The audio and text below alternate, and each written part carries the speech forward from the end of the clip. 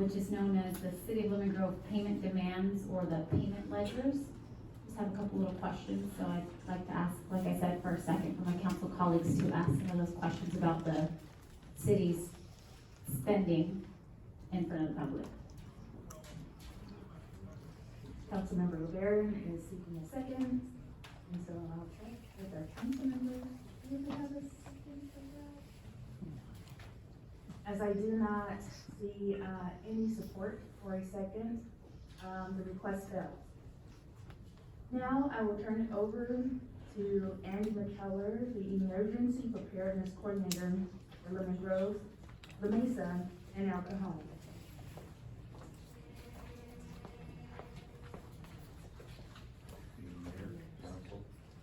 And while we prepare for your mic to be live, I just want to say to the members of the public who are in attendance this evening and wish to provide public comments regarding the recent winter storms and storm damage, to please be sure to fill out a speaker slip and submit it to the city clerk. After the presentation by Mr. McKellar, there will be an opportunity for the public to provide their comments. And so I will now turn it over to you, Mr. McKellar, to speak about emergency preparedness and to provide your presentation. Thank you, Mayor and Council. I've been asked to talk about the recent storm event that occurred here in San Diego County and how the progression of the disaster happens, the initial response, the damage assessment portion, and finally recovery and municipal and individual. Before you go any further, I would like for you to speak directly into the mic, and if you can project your voice, because I want to make sure that everyone in the audience can hear the information that you're sharing. Yes, ma'am. So initial response is the first phase that happens after disaster. That's when you see the fire trucks going out, the police units going out. And all that happened for us on January 22nd. That's when a large rain event occurred. A lot of rain fell in a very short period of time, overwhelming the drainage system. According to County of San Diego, we received a quarter's worth of rain in a little over 24 hours. So that was a lot of water moving through the system. In any large regional response, mutual aid is a big part of it, and mutual aid was a big part of this as well. Along with fire and law enforcement agencies, we are looking at other governmental agencies such as Public Works, different city agencies, county agencies, as well as nonprofit agencies that were involved in the response portion of this disaster. Because the focus in a disaster response is on safety, especially public safety. Life safety is paramount. It's the first priority in every disaster response that we do. That takes precedence over everything else. So sometimes other things have to just wait, so that we can get those lives saved, get people safe, get them the help they need to sustain them. For this particular storm event, we had,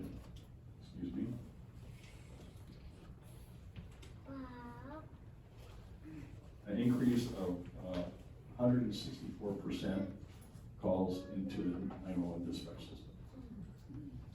So not only were our resources stretched, but in some areas they were just non-existent. There wasn't enough apparatus, there wasn't enough people to cover all the calls that were coming in that short period of time. So again, it stretched response pretty far.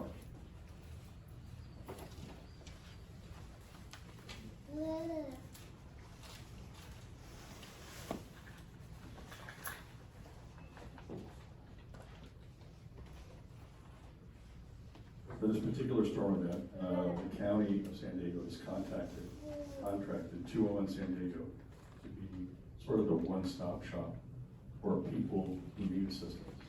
Rather than having a long list of agencies that they can contact on their own, they can contact 211.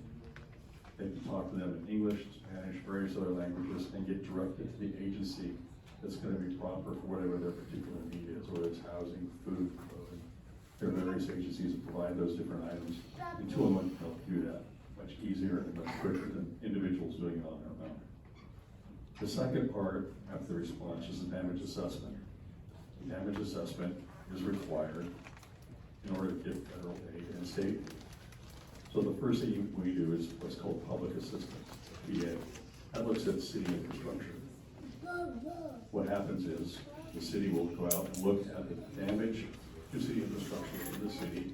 They will come up with an estimated amount for that damage, and that gets reported then to the state. The state collects that data not only from our city, but from various cities in the county. And they also collect it from other counties within the state. That all gets put into a package. That package is presented to FEMA in hopes of them granting us a federal declaration, which is what we're actually having. Individual assistance, that's for people, individuals that are affected, they do self-reporting. The county opens up a portal online, folks go in, put in all their information, give an estimate as to what their damages might be. And in this case, they're not looking at dollar amounts, they're looking at volume. How many people report major damage or homes destroyed? That's what FEMA wants to see, what's the volume of damage in a given area.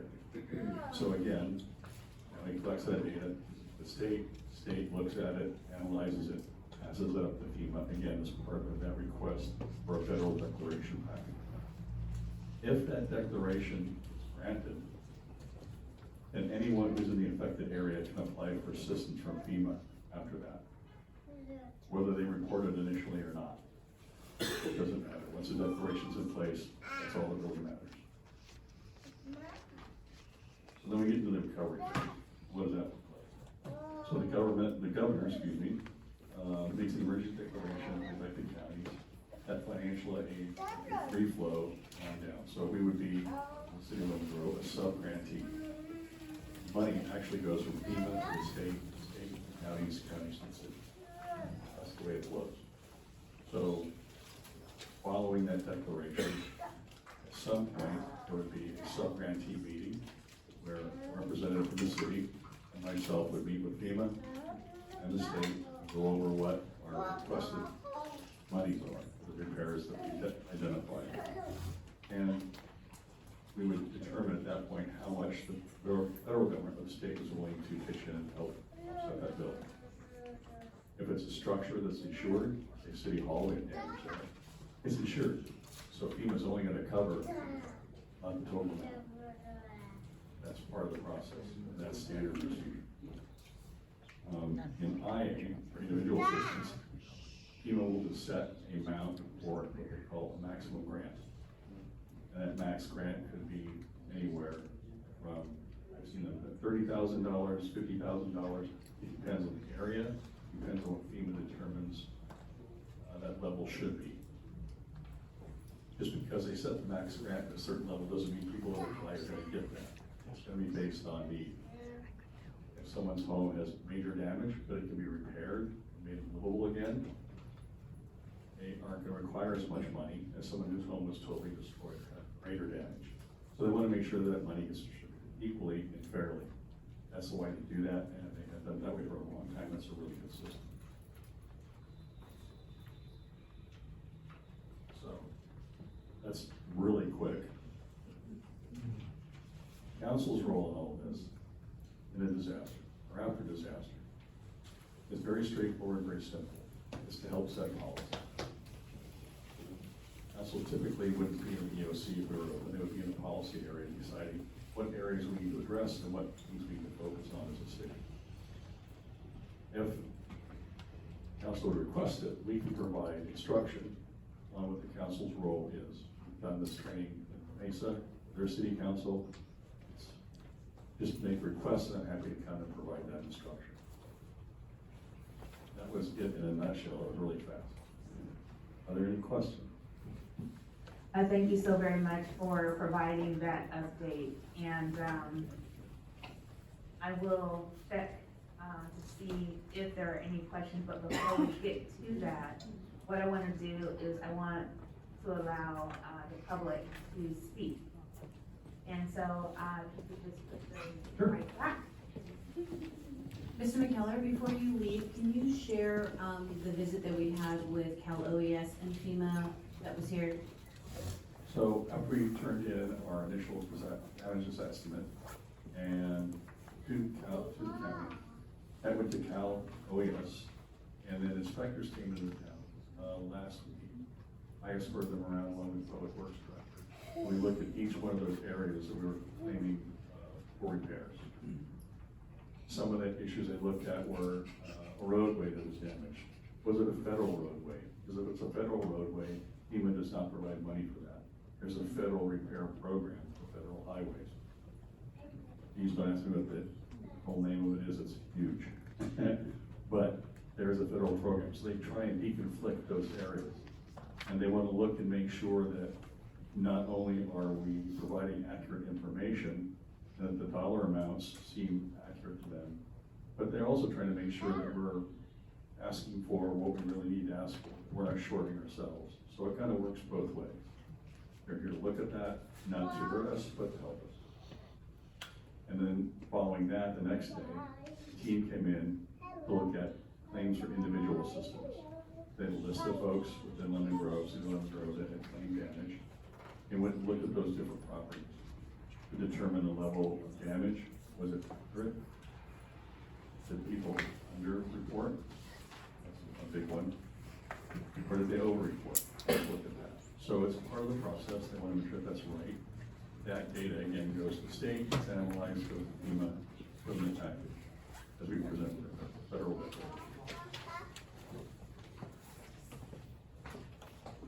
Thank you, so very much for, providing that very valuable information.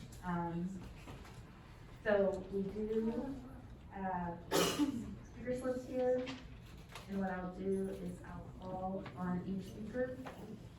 Madam Mayor, before you call on each of the speakers, just for the record, I'd just like to provide notice that written public comment for this matter has been received, and copies of the public comment can be found and picked up at the public review table. Thank you so very much. And so during the general public comment portion of the meeting, the public may express their concerns not pertaining to any item on the agenda tonight. Please note that in accordance with state law, the city council is not permitted to respond to any comments expressed by the public. Now, if appropriate, staff may be directed to follow up with the speaker, or the topic may be brought to council at a different date. Per Lemon Grove Municipal Code, Chapter 2.14.150, all remarks must be addressed to the city council as a body and not any one particular council member. Each speaker will have a maximum of 3 minutes. When speaking, please observe the green, yellow, and red light timer at the podium. The red light indicates that it is time for the next speaker to approach the podium to begin speaking. I do have the speakers list here, and so I'll call on Jennifer Gonzalez, followed by John Elwood.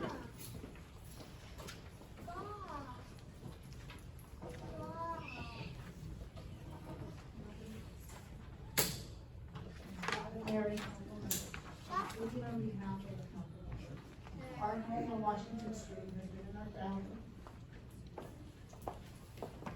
for approximately 39 years. As long-time residents of Lemon Grove, I have all been very disappointed in the treatment I received after the storm of 122-24. The employees of the city of Lemon Grove I was referred to by their own employees were either non-responsive or offered little to no assistance. It shouldn't take a resident to request help during a state of emergency to actually receive it. The fact that it took over a week to get dumpsters provided by EDCO is unacceptable. Is there nothing in their franchise agreement to address this? And if not, why not? Does the city not have an emergency plan in place? While the dumpsters are great, why was not curbside pickup made available like other areas of the county? Residents may not have the means to transport items. And there still is nothing in place for household hazardous waste collection that I'm aware of. The city's resources should be focused on resident safety and city's infrastructure, which has been neglected for too long. Just drive down any of the streets in Lemon Grove and see for yourself. Our entire home was flooded by water coming down from the street. We had to fight with the city to even get a berm placed at the top of the driveway. I understand that the storm brought unprecedented rainfall, but it did highlight areas of neglect by the city. The city could learn from the county. I attended the resource center but was not able to witness assistance intervene in Lemon Grove. I understand Allison Snow went in the afternoon on Saturday, which was awesome, but I was there first thing in the morning along with many others. The drainage issues are horrible in Lemon Grove. Someone in the city approved building permits for our homes and businesses, which I'm assuming included grades and elevations. If no info was available on 12324, start a sign-up sheet, and once info is available, get back to the residents, business owners. The fact that your own employees were not aware of what was available is also unacceptable and disheartening. I'm asking for you to do better by your constituents. Address issues brought to light during this emergency. Fix the infrastructure, install drains, and address grading issues. Repair the streets. I'm sure you will be in line for the FEMA or whatever assistance becomes available, which I hope and pray you're coming. Also wanted to let you know that we tried to stay our mortgage, and they would not do it unless the president declared a state of emergency. Doesn't matter that it was city, county, and state, it's not good enough. So I have to pay a mortgage on the house that is uninhabitable, and that is unacceptable. Thank you for your time. Thank you so very much. Next, we have John L. Wood, followed by Sharon Bell.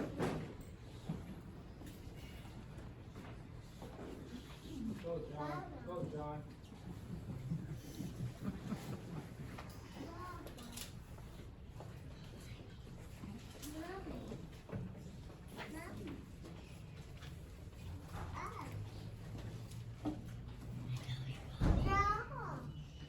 This is related to the presentation.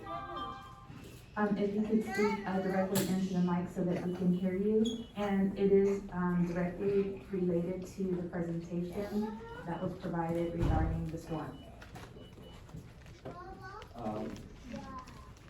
live on Central, close to Bedlow.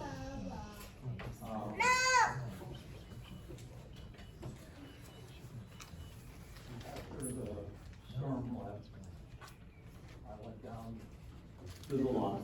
And, there were reeds up on the lot.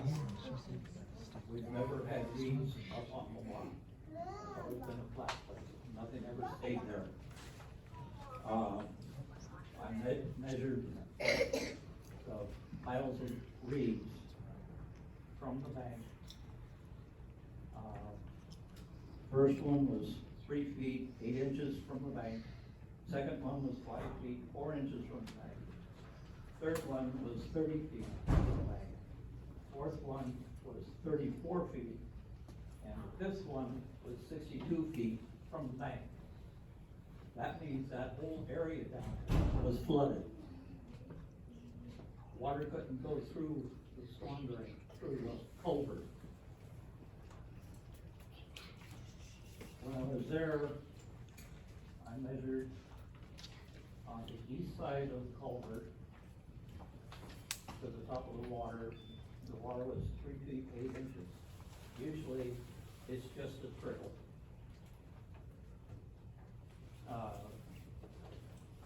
On Tuesday, a tree was cut down before the culvert. And with the water rushing as fast as it did, it eroded to the roots of this eucalyptus tree. Good thing it was cut down, because if it lasted any longer, the tree would have fallen on the lot. There's a lot of erosion down there by that tree. And it's getting really close to the road, Central Avenue. I know nobody uses it, but it's getting closer to the road bed. So something needs to be done about that.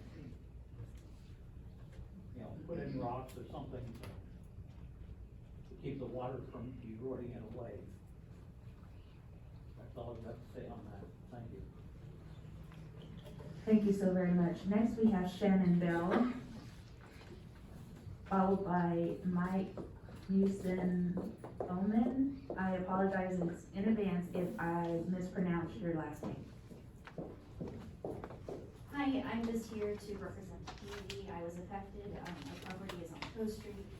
And like many residents here, we take a lot of pride in our ownership. Made lots of renovations to the property outside and that was destroyed. And it's just devastating. Luckily, our home is okay. We can still be there. But, you know, this is a big impact. It changes, you know, our financial situation. And, we're left with nothing, like the woman said earlier. You know, we go into City Road, there was this city office, and nobody had any resources for us. It was pretty much like afraid of us, just asking questions, and there was nothing at that time. And, you know, we still have our neighbor's property, like their fence and their retaining wall is in our yard, and there's an unstable structure. Nobody has come out to help try to figure out how to fix that unsafe situation. And, we have animals, and, you know, we have to obviously keep them, you know, on leashes and such, but, I mean, this is a safety concern, and there's really been nothing to aid us in this process, and, I just wanted to speak up and just say what happened to us, and I hope that there is FEMA funds, but at the same time, what else are you gonna be doing to, bring funds in, and, not only help with the damages, but prevent things from this occurring in the future. Thank you so very much. And I can't tell if this is an O or a G, so it's Mike Musigman, or, good. I answered anything close. Followed by Wasman Gorita. And I apologize in advance if I have mispronounced it. Alright, so I get that there was a lot of water. If you could speak closer to the mic. I get that there was a lot of water, and everybody says it was once in 100-year storm or whatever. But the proper maintenance of the drainage and the streets and the channels would really help lessen the effects of any of these events. Our street floods all the time, even when it's a regular rain, it backs up. I understand that there's something between the county and the city for drain repair or drain clearing, and I'm not sure what the best avenue is for that. How we apply pressure on the county, if it is indeed them. I guess my ask is to please appropriate the proper funds to maintain and prevent drainage. Thanks. Before you leave, can you do me a favor and include your address on your speaker slip? And so I'll pass this down to our city clerk. Next we have, Westing Orioka, followed by Debbie Ellis. Hi, on January 22nd, I own a business, a used car dealership on Broadway, Lemon Grove, and I was impacted, which was, all offices, 23 vehicles underwater, and just, I got no help from the city. It was a bunch of debris came in for us, and we had to clean, still cleaning the property, and still, we have no help from the city. The drainage just got clogged up, and a bunch of mulch came in from different areas and just clogged it up. And we couldn't even tell there was drainage there after a couple hours. Even at night, I have photos, 1 o'clock at night, it was about 1 feet still high of water and debris. So, I mean, it's been 2 weeks right now, just cleaning the area, and we are at work, the office all in pieces, 23 cars doesn't even run no more. Photos to St. Joel. I don't know what else we could do, what kind of help we can get. really, really tough right now, just getting the place and staying in the place, and we don't know to buy cars, and they're trying to sell cars, and it's just stuck in it. All cars got underwater, for 14 and a half. That's all I can say. Thank you. Next we have Debbie Rose, followed by Alex Ritola.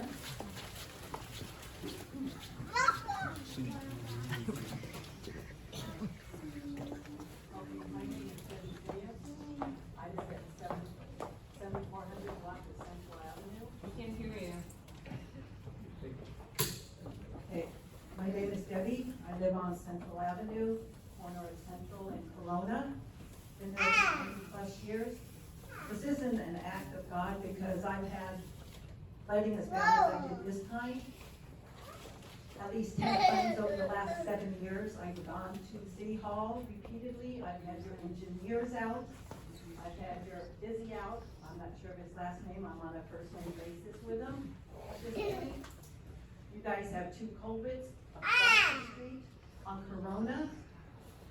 To collect the water, it runs under the street in a 12-inch pipe that opens up onto my property, 26 feet onto my land, opens up wide and runs down 300 feet down the side of my property. It runs down into a 1900 cobblestone creek that cannot hold this water. Your answer to me after all of this time was, our attorney says we did not accept this runway from the county. Haven't seen anything in writing. I get 18 inches of standing water. This culvert does not drain. I'm still holding water from the first storm.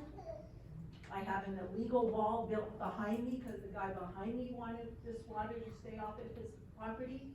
I've verified it with you guys. It's not permitted. It's not up to code, and that's by your engineers over the years. Still nothing wants to be done. You guys want to pass it on to the brand new owners now who didn't even know it existed. I've had your workmen come out and say, oh, we didn't know this existed. Sure didn't have FEMA or anybody come over and look at it.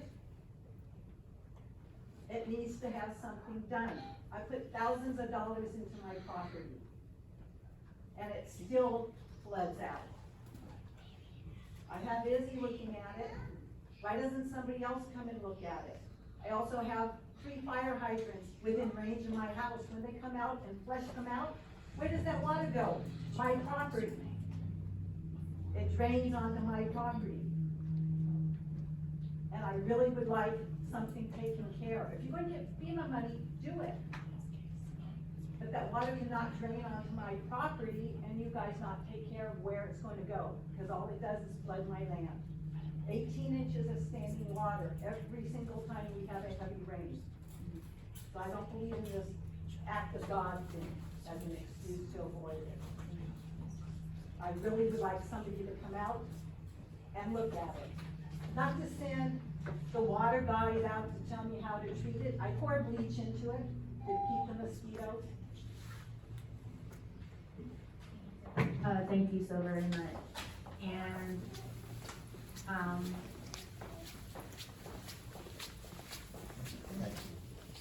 okay, thank you. Next we have Alex Ritola, followed by James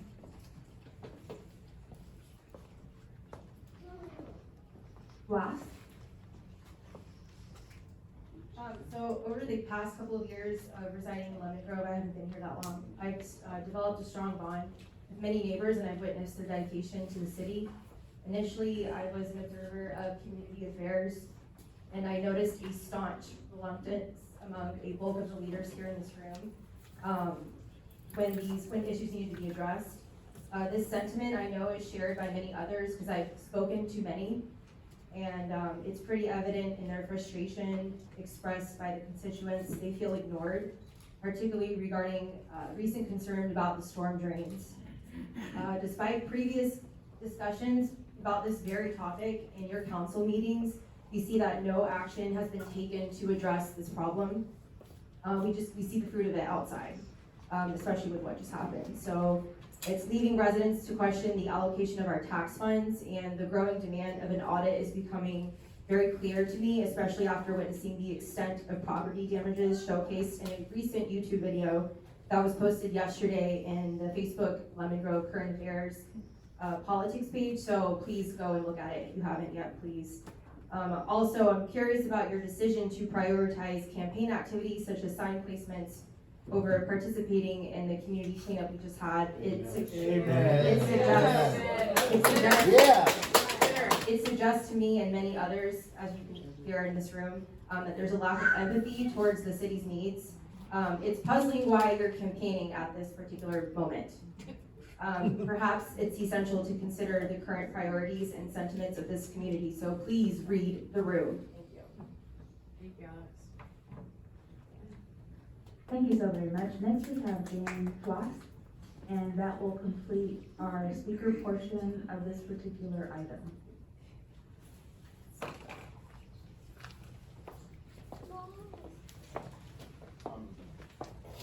Basically, just like everybody else in here, I want a solution.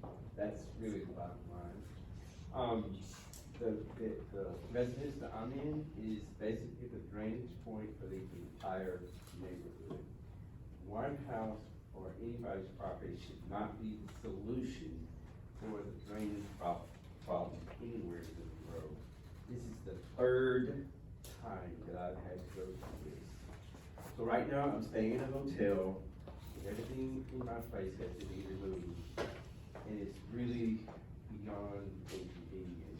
I'm losing money, I have a job, I have responsibilities, and it's slow going, so there's an easement through the property. They came out one time and they lined the easement with concrete. I talked to the guys, at first they said it was supposed to be underground. Then they changed that and said that it was only gonna be lined with concrete. It's a very, very shallow, drainage ditch, if you wanna call it that. But the whole thing needs to be addressed through the property, all the way over to the other street, which is now burning, to a single drain that goes underground.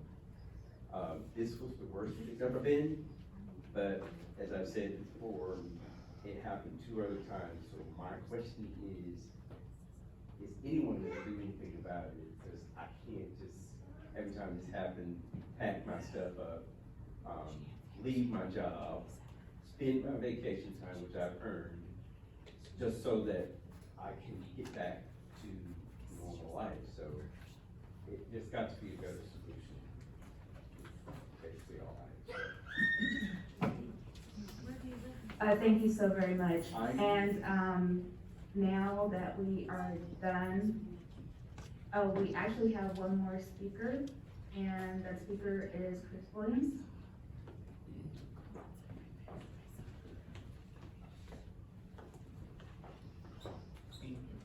You wanted to give your address.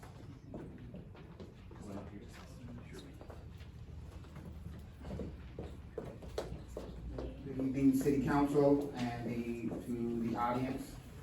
First and foremost, my sincerest and heartfelt apologies to all those affected by the storm.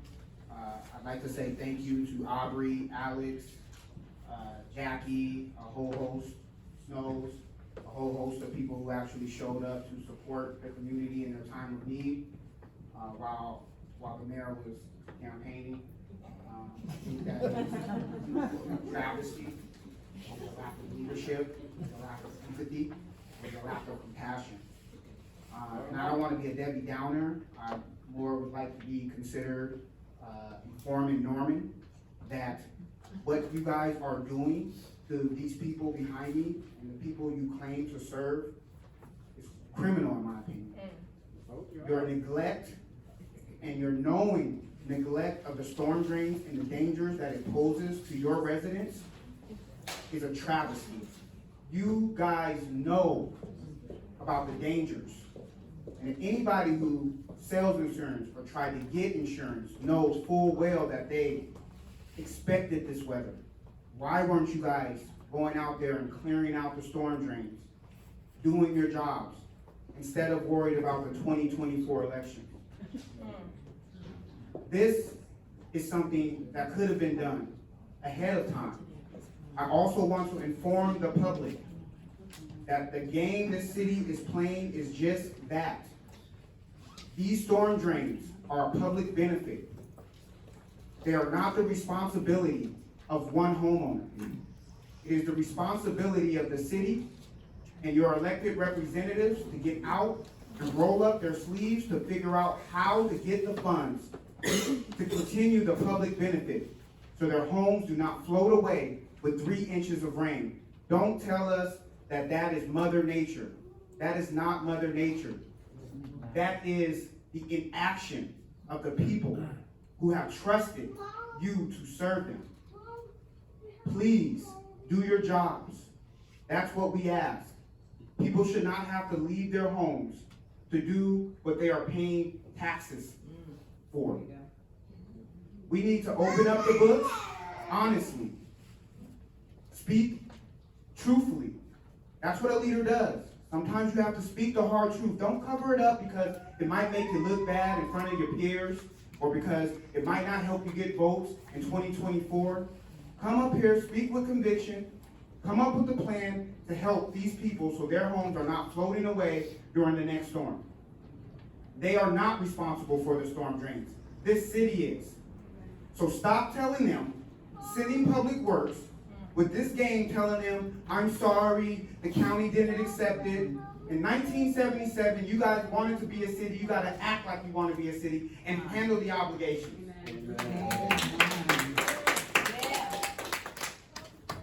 Thank you so very much.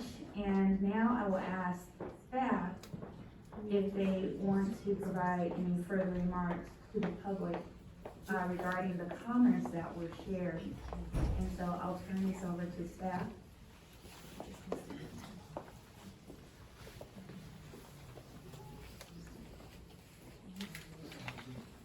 Test 1, 2, 1, 2. Thank you, Madam Mayor, members of the council, and those of you here this evening. I just want to take a moment here to provide an overview of Public Works response over the past 2 weeks. As the previous speaker mentioned, and the city staffer and us by city council, we do hear you and are sincere, heartfelt what you're going through. As was described, the storm that occurred 2 weeks ago was not 100 years ago. It was a 1,000-year event. We get typically 2 inches in January, and we receive 4 inches in less than 2 hours. Now, needless to say, that much water in such a short amount of time, as was discussed, definitely overwhelmed our system, causing flooding of creeks and streets, as you guys know. During this time, our staff, despite reports, have worked tirelessly to protect public infrastructure. We have conducted damage assessment surveys, again, for public infrastructure, of public facilities, channels, roadways, sidewalks. What sidewalk?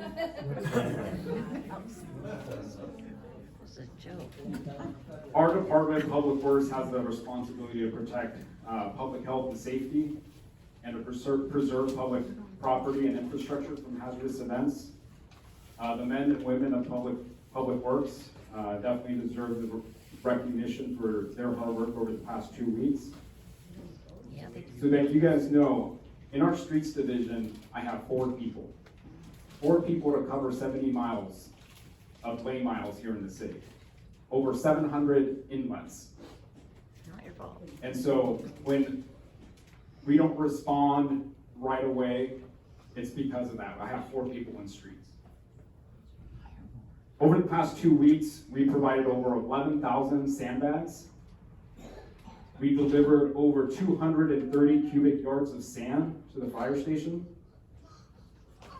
Just to give you an indication of what it put that into context, Obviously, Hurricane Hillary did not present itself to what it was expected to be, but for that event, we delivered 100 cubic yards of sand in 5,000 bags. So we definitely doubled that in that short amount of time frame. In the past 2 weeks, we dedicated approximately 1,000 man-hours to the storm response. You know, taken away from our day-to-day routine of infrastructure maintenance. This is just picking up debris from the roadways, delivering sand, clearing channels. We responded and assessed to over 100 resident calls with regards to, you know, some type of concern. Hey, my inlet in front of my street washed away. Responding to the, you know, that's just an example, responding to that call, trying to find an inlet cover to replace the inlet cover that floated away. As I mentioned, we have over 700 inlets in the city, and over the past 2 weeks, we've been trying to make our way to each and every one of them to clear them as best as we can.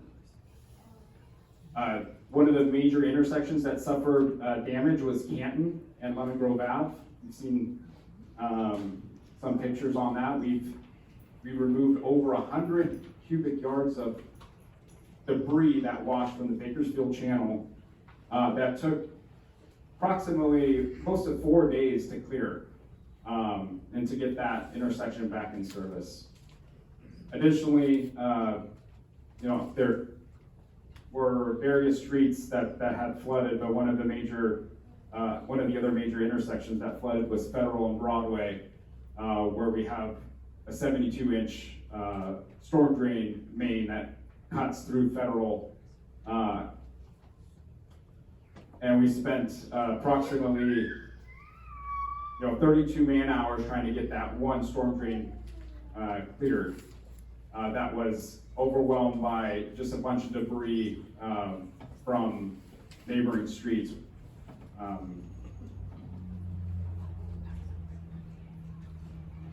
Lastly, the city's handling or responding to its own emergencies. The substation next to City Hall had flooded out. So we're feeling the same effects that each and every one of you are feeling as well. Not your home. Yeah, what about all the people that are doing all the work themselves? In addition to replacing emergency storm drains on Broadway and Federal, that's an emergency replacement project that we had to undertake due to a sinkhole. In fact, we have two sinkholes that we had to respond to during this event.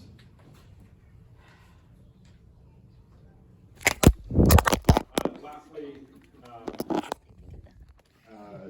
I just want to mention that, again, we have a log, if you've called our office with some sort of inquiry or request for Public Works to come out and assess what we've been communicating to the residents is, give us, obviously we're taking the information, we really are, and making a good faith effort to respond to you in a manner that we can. Again, as I mentioned, due to our staffing, we can't get out there as soon as you would like us to, but we're making every effort to do so. That being said, I'm proud to be the response that our staff has performed to manage the event, and it's going to, like Andy mentioned, it's going to be a long recovery. But with that, those are just some statistics that I'm happy to share this evening. Thank you so very much. And what I'll do,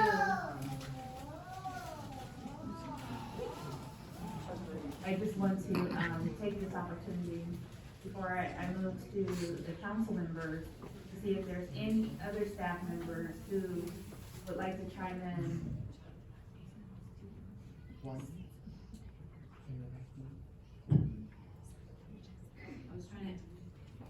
Thank you, Madam Mayor. I was trying to ask Mr. McKellar if he had anything else he needed to add for the storm response. I do want to address the communication. Our communication specialist is out on family medical leave. And so we had to pull him off of family medical leave to make sure that he actually paid attention to social media and posted on social media. Because we have a single person doing that job, we don't have multiple people. As Mr. Margia alluded to, we have 4 people in public works that do nothing but streets. We have 3 people that did facilities, and as he said, not only did the sheriff's station entirely flood, so did the basement, which is a workspace for all of our individuals, and our record center, which holds all of the city's records, was in 5 inches of rain. So we had to scramble as a city staff as well to pull all of those off, because we have to preserve those records. We're leaning on the Historical Society for our most historic records to make sure that they drive properly, because they have the proper skill set to do that. But we tried to ensure that we had as much information up on social media.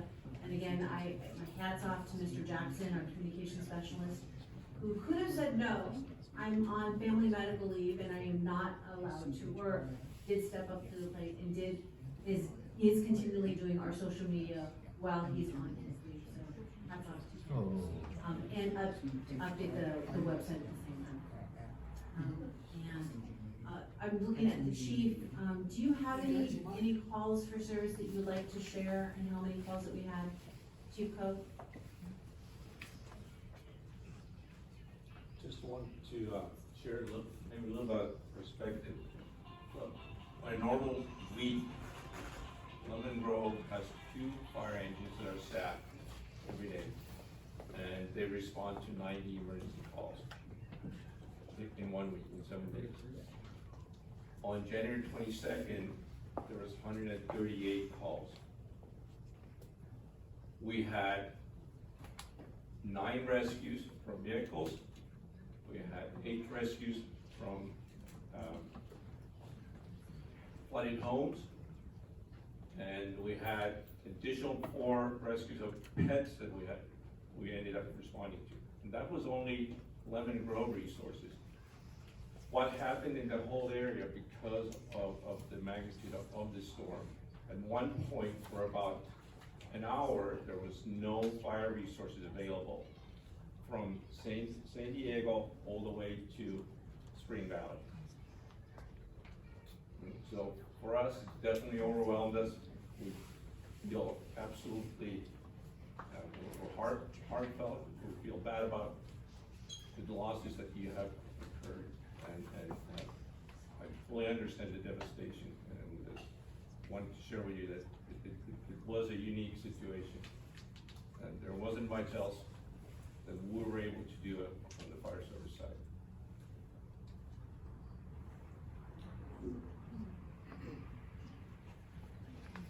So I think unless there's anything else, I think that concludes all of staff's comments.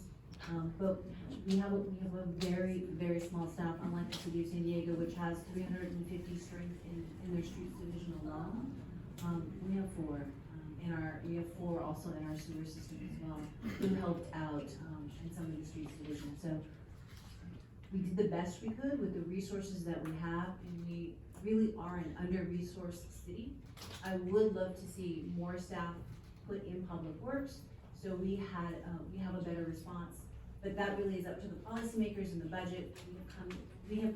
Staff has come time and time to the city council to ask to increase our forces by an additional 4 people in each one of the divisions.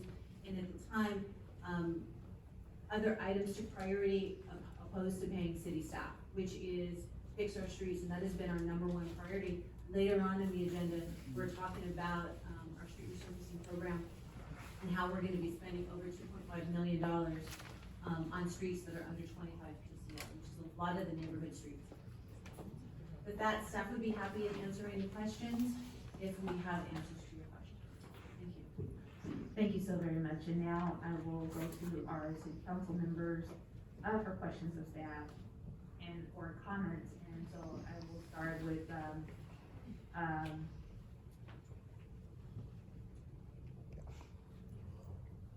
Councilmember Snow. It's been a while, so I can't remember the rotation that I had in place from last year. And so I'll start with Councilmember Snow. first of all, I just wanna say I'm sorry for everything you've gone through. I'm a rookie up here and I wanted to help more. I just want you to know, like our own house, we had issues at our own place. We had neighbors adjacent to us who had water incursion in their property. And we needed to go out and help muck over there. And as soon as we got that taken care of in our own garage stuff, the water intrusion there, we went out to go and try and help others. It was devastating. I have been in many communities now because of my day job, and I saw total devastation. I saw, people's complete homes were gone. Everything inside of them was in a big pile outside. So there was a lot to learn from in these. A good time for us to bond together as a community. And there were some bright lights in our community. And so I wanted to take the opportunity to highlight some of those people in our community that I saw really out there. We had a number of church organizations who really banded together. St. John's Church and the school was hit really hard, and that was a community that really worked together to help salvage their program there. They've had to even move off campus. We've had Aubrey, I saw her out there a little while ago. I don't have my glasses on, so oh, there she is. She waved. Because one person decided to start trying to organize, we were able to come together as a group. So we had people out there last Saturday and Sunday, and we have them coming out again this next week to be able to work together. If you're looking for a way to help, just come. It's a bunch of great people picking up trash together and making the community nicer. But because of that, we were able to bring Congresswoman Sarah Jacobs into our community. She was able to come help us clean, come help and look and survey some of the damage. She was able to go out to our Lemon Grove Little League field, which was hit really hard, and be able to assess the damage here. And then she went into other communities and then immediately got the other three Congress people from our area. And they sent a letter directly to President Biden asking for him, if and when FEMA comes down with their declaration that we're approved for money, that he sends that money out ASAP, and that it's not delayed. And then I'm gonna follow up on the information and reach out to the Congresswoman that you talked about today to see if we can't get a declaration there as well and get things sped up. I know that Cal HFA, the Housing Financial Association, has some mortgage relief programs available, so I encourage people who are under stress with either paying for your rent or paying for your mortgages to reach out and help. There are resources available. I also wanted to highlight, like, we had a Good Samaritan offer. He has a junk hauling business, Steve Harris, and went around and offered his services to anybody who was impacted. I also want to thank people who got out the message to sign up for the county survey. A number of the council members and I was there Sunday, Monday, Tuesday, Wednesday for the Spring Valley Library event where they had county resources there. We saw a number of members of the community that came to that clinic. I want to give a big shout out to Public Works. This was overwhelming. It was a daunting task. We had to hire and contract out extra workers to come out and help. There is still so much to do. And so we're really looking for public and private partnerships. So Mr. John Woods has been down here, I don't know how many times, talking about the issues in the creek along the business held property there in the creek behind that Toyota lot. We need better partnerships. We need to work together to get these things taken care of. But there's a lot of work that we can do. So I would like to make a motion that we put as a priority a storm drain workshop in order to be able to take a look at these issues and really work together to getting a handle on this. And then another issue is one thing that was mentioned was the opportunity to get training on this. And as a rookie, I wasn't sure what my role in this was, so I just started helping every which way I could. But I would love some training on this, so I'd also like to create either a committee or an opportunity for the electeds and maybe even private citizens who want training on emergency preparedness, to be able to participate in something like that. That's all I have for right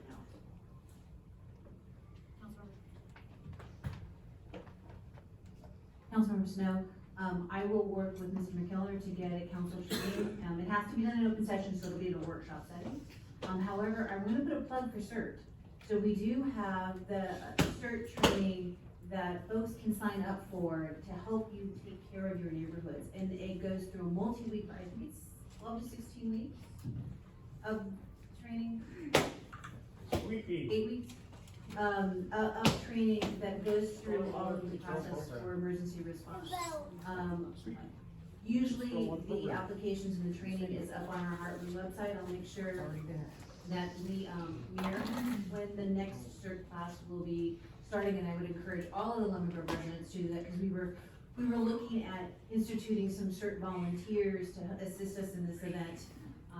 We have a very small cadre in Lemon Grove. We'd love to grow volunteers, which is our disaster volunteer group, trained through the fire department, emergency services to help the city in the next type of an emergency.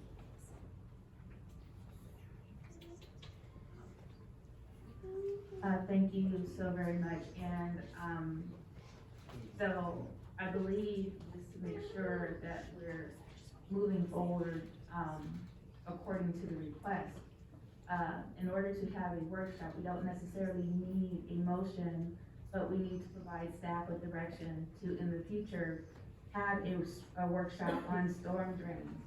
And so I believe that that was the request from Councilmember Snow, and it was supported by Mayor Pro Tem Mendoza. Okay, and, I'll turn it over to our city attorney.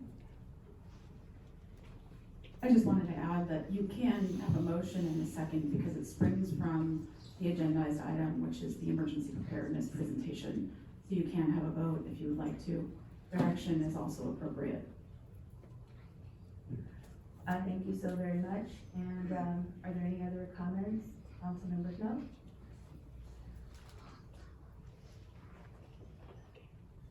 As part of that storm drain workshop, as far as direction goes, I would love to have opportunities and ways to seek funding. I know one of the things that we are currently doing is there is a California OES, it's Office of Emergency Systems. They have a hazard mitigation grant, and so I forwarded that to the city manager, and she's following up on it. That would help us shore up the side of the road there on Federal Boulevard that basically liquefied, and then also help with Federal Boulevard repairs. So opportunities like that to be able to find funding and resources. And I'll check to see if staff has any comments. Thank you so very much. Moving on to Councilmember LeBaron. Thank you, Madam Mayor. I have a question for staff. And that's it. Earlier in the presentation, it was said that there was an assessor who walked the city with,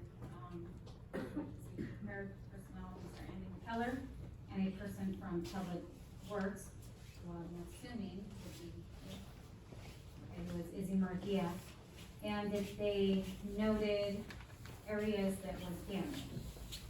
So what areas were claimed by the city for repairs? What about Sweetie? Stormwater prevention program? Councilmember LeBaron, during that site visit, we began at City Hall, Sheriff's Substation. We took a walk through the damage to that facility. From there, we went to the sinkhole at what's known as the Broadway Plaza. Sinkhole at Broadway Plaza? Yes.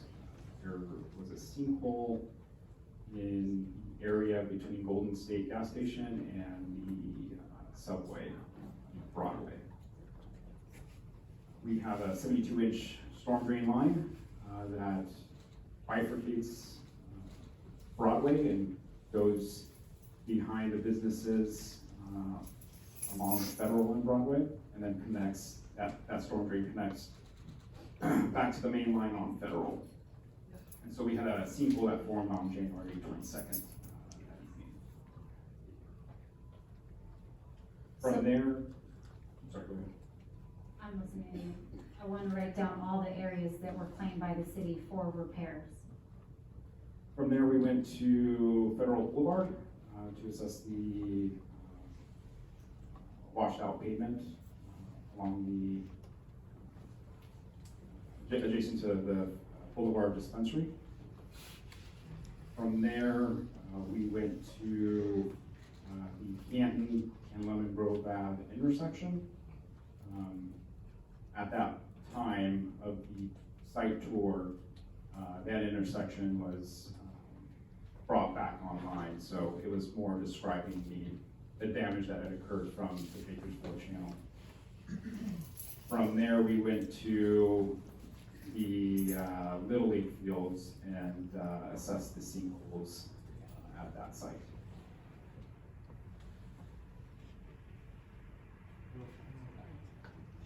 Thank you. Okay, so I'm gonna, I'm sorry, the second part of your question is with regards to other damage assessments that we included were erosion failures, for lack of a better word, on Lemon Grove Ave, south of Canton Drive. Right by, a little bit north of the southern city limits. And then we have some erosion along Federal that are currently being detained by some K-rails that we've had there, but there's some significant erosion that is occurring in that area. wait, erosion on Federal, didn't we charge the dispensary $600,000, over $1 million, so that we could use that money that they gave us in cash so that we could then remedy the hillside? That's right. Because at one point in time, we had charged the dispensary a large amount of cash money so that we could use that money to then, like, to mitigate the hillside, to remedy the hillside, so it wouldn't become a potential issue. Councilmember, that's incorrect. It was actually for their, they have a storm, an open channel behind the dispensary, and that's to keep clear, and that open channel, do work on that open channel behind the dispensary. Has nothing to do with the hillside. The channel where all this flood water goes into, okay, thank you. So I wrote down those spots, so those are the locations that you're gonna be, that the city's gonna be claiming for repair. So And then there's more. there's erosion that is occurring on Main Street, by Causeway, the intersection. Okay. So that was listed as a spot as well. Thank you so much, Mr. Mendia. Okay, so, okay, now, like my council colleague, Ms. Snow, I'm gonna share some of my thoughts. So, for the public's benefit, I'm gonna be saying everything that I'm about to say. Bear with me, please listen to every word that I'm saying, because every word that I'm saying is intentional, and it's very important that you guys know what I'm saying, okay? So, now, right, post-storm, and actually we haven't really gotten through the storm in its entirety.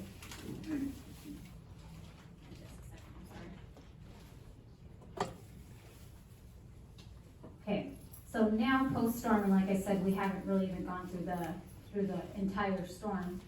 Now is not the time to cry, okay? It's overdue that we as city leadership step up to do our jobs to protect the city. Tears and apologies now really mean nothing, because we didn't take care of business ahead of time. And because of our inaction as a city leadership, people are suffering unnecessarily. And trust me, I can cry all day. I've been grieving because my people are suffering. I've been grieving more so because my people are suffering, knowing that my entire term in office, there's people up here who have the power to make decisions to protect your guys' lives and property, and they don't use that power to do so. And now after the fact, we're sitting up here crying. Well, the crying is what we needed to be doing in closed session. when we're making decisions about how we're spending money and how we're gonna protect your property, yours, and yours. Now, I'm gonna read a couple things here. Please listen closely. So my heart does go out to all of those of my neighbors who are suffering because of the recent storms. Honestly, I really do wish that I could do more.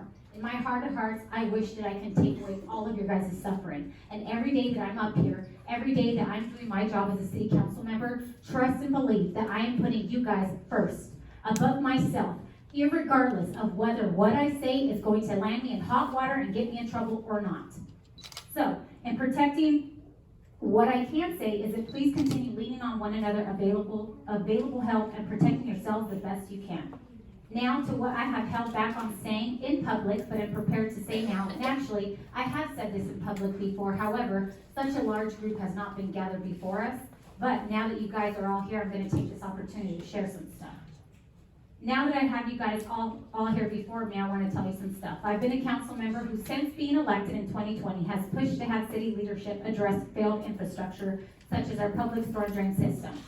I have asked for storm drains to be put on the public docket for conversation more times than I can count, and no other council member has agreed to have this issue agendized. Not you, not you, not you, and not you, ma'am, have agreed to have this issue agendized prior to this devastation happening. Yeah. And now conveniently, that there's a whole group of people here, now you guys want to agendize it. Well, good, that's good. Like I said, the tears and the dramatics and the theatrics for all these folks right here is overdue. While I can't tell you all what is said during our closed session meetings, what I can say is that what you folks hear and see from your Lemon Grove City Council members in public is not true to what they say and do in private. Oh, wow. I mention this because council members make critical decisions about how we will address known storm drain issues. We make those decisions in private.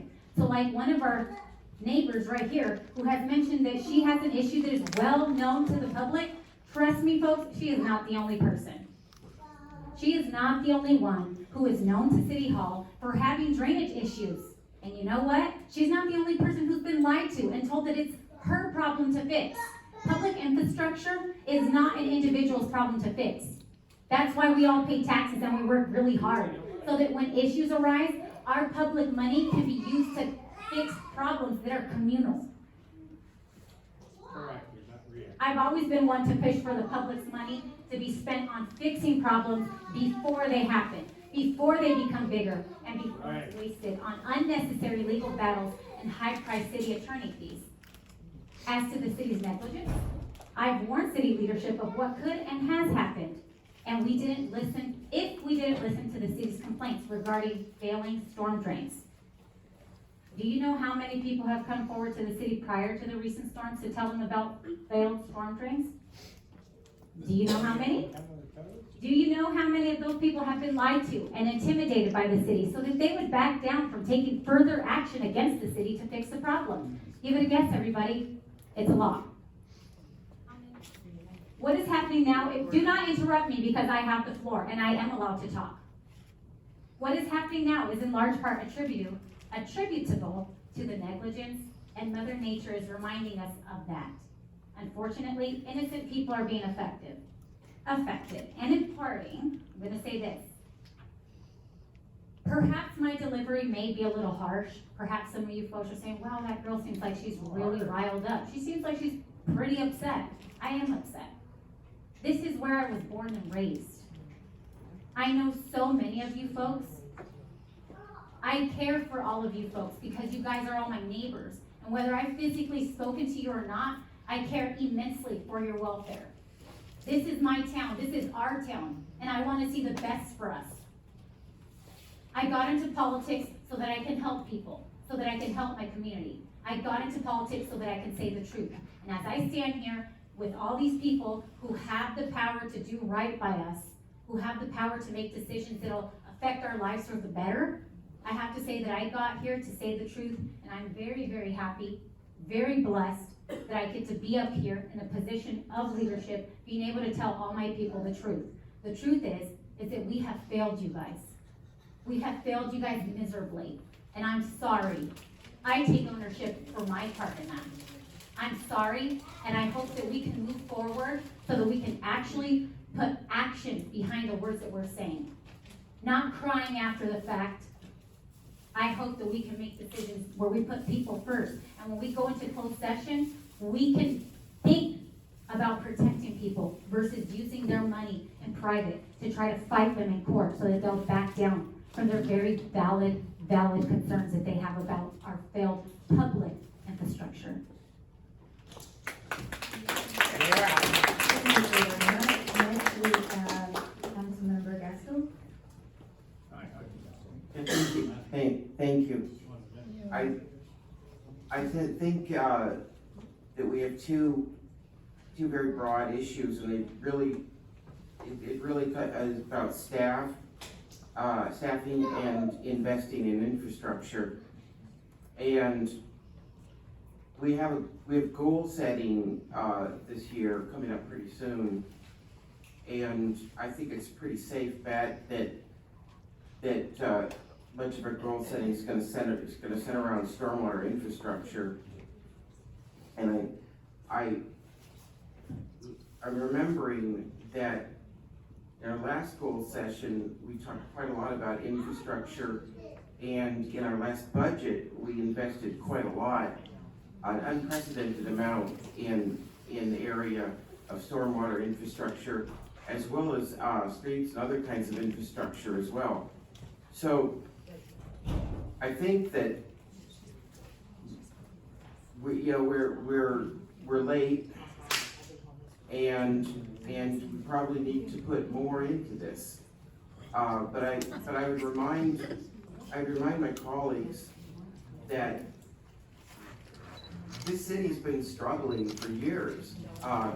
Our staff is much smaller than it was 20 years ago, and we are in fact our budget is the lowest per capita of any city in San Diego County. And we spend most of our money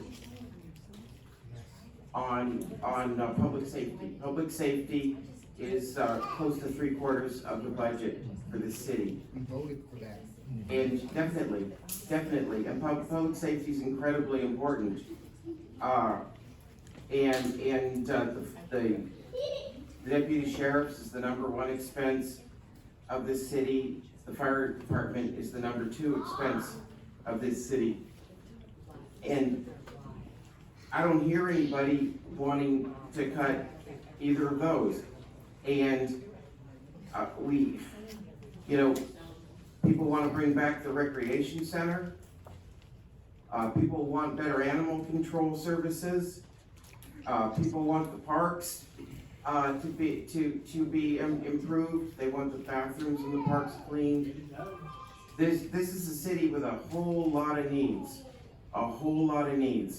and it really comes down to two things: money and people. And your campaign dollars. And we need, and we'll be talking about this at goal setting. That's a pretty safe bet, okay? I normally only speak for myself, but I think it's safe to speak for the whole council that this is gonna be a big topic at goal setting. And I really appreciate all the input that we've gotten. It's really great to see that people, pulling together, people caring, people really wanting to do something positive. And I have to tell you that it's never easy, okay? And we're just, we're gonna have to focus on this at goal setting. We're gonna have to find the money. And obviously, either we didn't invest enough or we didn't invest enough soon enough, I think is, because we invested an unprecedented amount of money in stormwater infrastructure in our last budget. And actually, I was gonna ask a question of, if our public works director or city manager can remind us, how much did we invest in stormwater infrastructure and how much of it have we spent? That might be a good starting point for the discussions that we're gonna need to have later about goal setting. Because We have in fact made it a high priority. Although I might note that we didn't put as much into stormwater infrastructure as we have into streets. And I can tell you why. Because the public has told us streets, streets, streets, streets, streets, streets, streets, streets. And streets are important. And streets relate to the issues that we have today too. It's, so, you know, I think I'd give my colleagues credit for being responsive. But we should take a look at it, and the investment in stormwater, maybe that could go up, maybe something else can go down. It's a limited pie, okay? You put more into one thing, then you have less for another thing. But you know, we're intelligent people. We can make priorities. We can allocate funds. Whatever we do, we need more staff. And I have to tell you, the staffing issue is not just a money issue. It's been a retention issue. There are times when we couldn't even get staffing for any amount of money because it just weren't, it's a retention issue and we've had trouble keeping staff. And this council has made a commitment to increasing staff, increasing retention, bringing the wages closer to the median that people can earn for this kind of work. This council's made commitments, and this council's followed through on commitments, okay? And it's never enough, and it's never easy. But I say keep on doing it, keep having the discussions, keep making the hard choices, okay? And maybe it would be good if we could look at what have we invested in stormwater infrastructure, how much of that has been in place, and just kind of as a prep to get us thinking about our goal setting. Where are we in relation to the needs that we've identified? Thank you. Thank you so very much, and we will have Izzy respond. Happy to answer that question, Councilmember Gastel. So this year, FY 23-24, the City Council allocated $750,000 to storm drains, storm drain infrastructure. This is a significant increase from years past where I believe $100,000 was allocated for storm drain repairs, and $50,000 was budgeted for channel maintenance. With regards to where we're at with the expending those funds, staff is currently has identified several areas to be included in our FY 23-24 storm drain repair project. One of the projects we've identified is approximately 2/3 of that amount. So, if you have any other questions, happy to answer those. Thank you, that's very helpful, and I'm sure we'll be getting into more of this when we do our goal setting. Councilmember Gastel, all of it is laid out in our budget, which you can find on our website, so everybody can even see for themselves how we've allocated those funds, and it's in our CIP portion of it. Thank you so much, and Mayor Pro Tem Mendoza.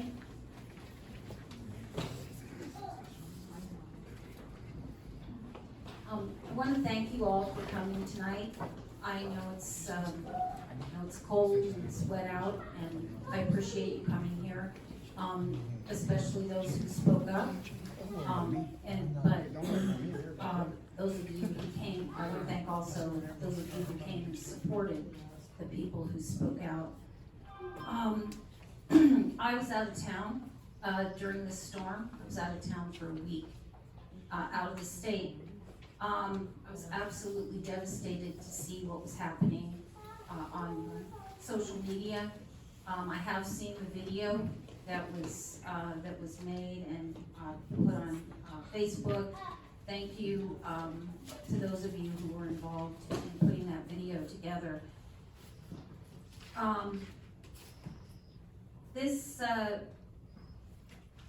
it must have been, all I can think of, I was not here, but it must have been absolutely terrifying for those of you who kept seeing this water rise, up on your properties. And, to see rivers of water rushing down the streets. People had to be rescued from the cars. Many of you have suffered extensive damage to your property and sadly discovered that your homeowner's insurance doesn't cover this damage. And for that, I am just truly sorry that you have had to go through this.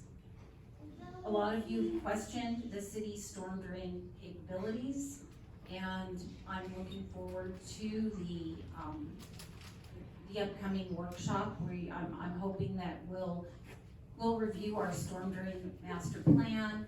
We'll look at how we can do better in the future and how we can mitigate the damage that's already been done to your properties. We're not going to forget about you. This is, I was driving around this morning, probably when I shouldn't have been, texting the city manager, oh, the water's coming up on this street, the water's coming up on that street. We're going to be staying on top of this. And again, I thank you for coming. I'm not gonna point fingers, tonight at my other council members as has been done, here. Instead, I want us to move forward and be, I mean, we're your neighbors. We want Lemon Grove to be the best city it can be. I've lived here almost my entire life also, either in or near Lemon Grove. So again, thank you for coming. Thank you so very much. And I will ask for your patience, but I will also ask for you to listen intently as I want to share some very important information with you. Number one, my heart goes out to each and every one that was impacted by the storms. And just know, while you are sitting here and you're looking at people, we are people and we're impacted too. I don't think that there is not one person that lives in this city that was not impacted by the flow of the storm. And so, my heart goes out to you, and just know that the impacts have touched each and every one of us here. Now, I want to take this opportunity to give you an overview of what a storm looks like in this area, because, as you know, water rolls downhill. And while we got 4 inches of rain in a 2-hour period, that is very abnormal. And as stated by the experts, this is not normal for San Diego County. And when you look at the water and how it rolls, you have 4 inches that landed in Spring Valley, El Cajon, La Mesa. That water travels towards the ocean. And so, if you have 4 inches of rain in El Cajon and Spring Valley, go ahead and add that 4 inches to the 4 inches that we got here in Lemon Grove. So now you have 8+ inches of water circulating in the city.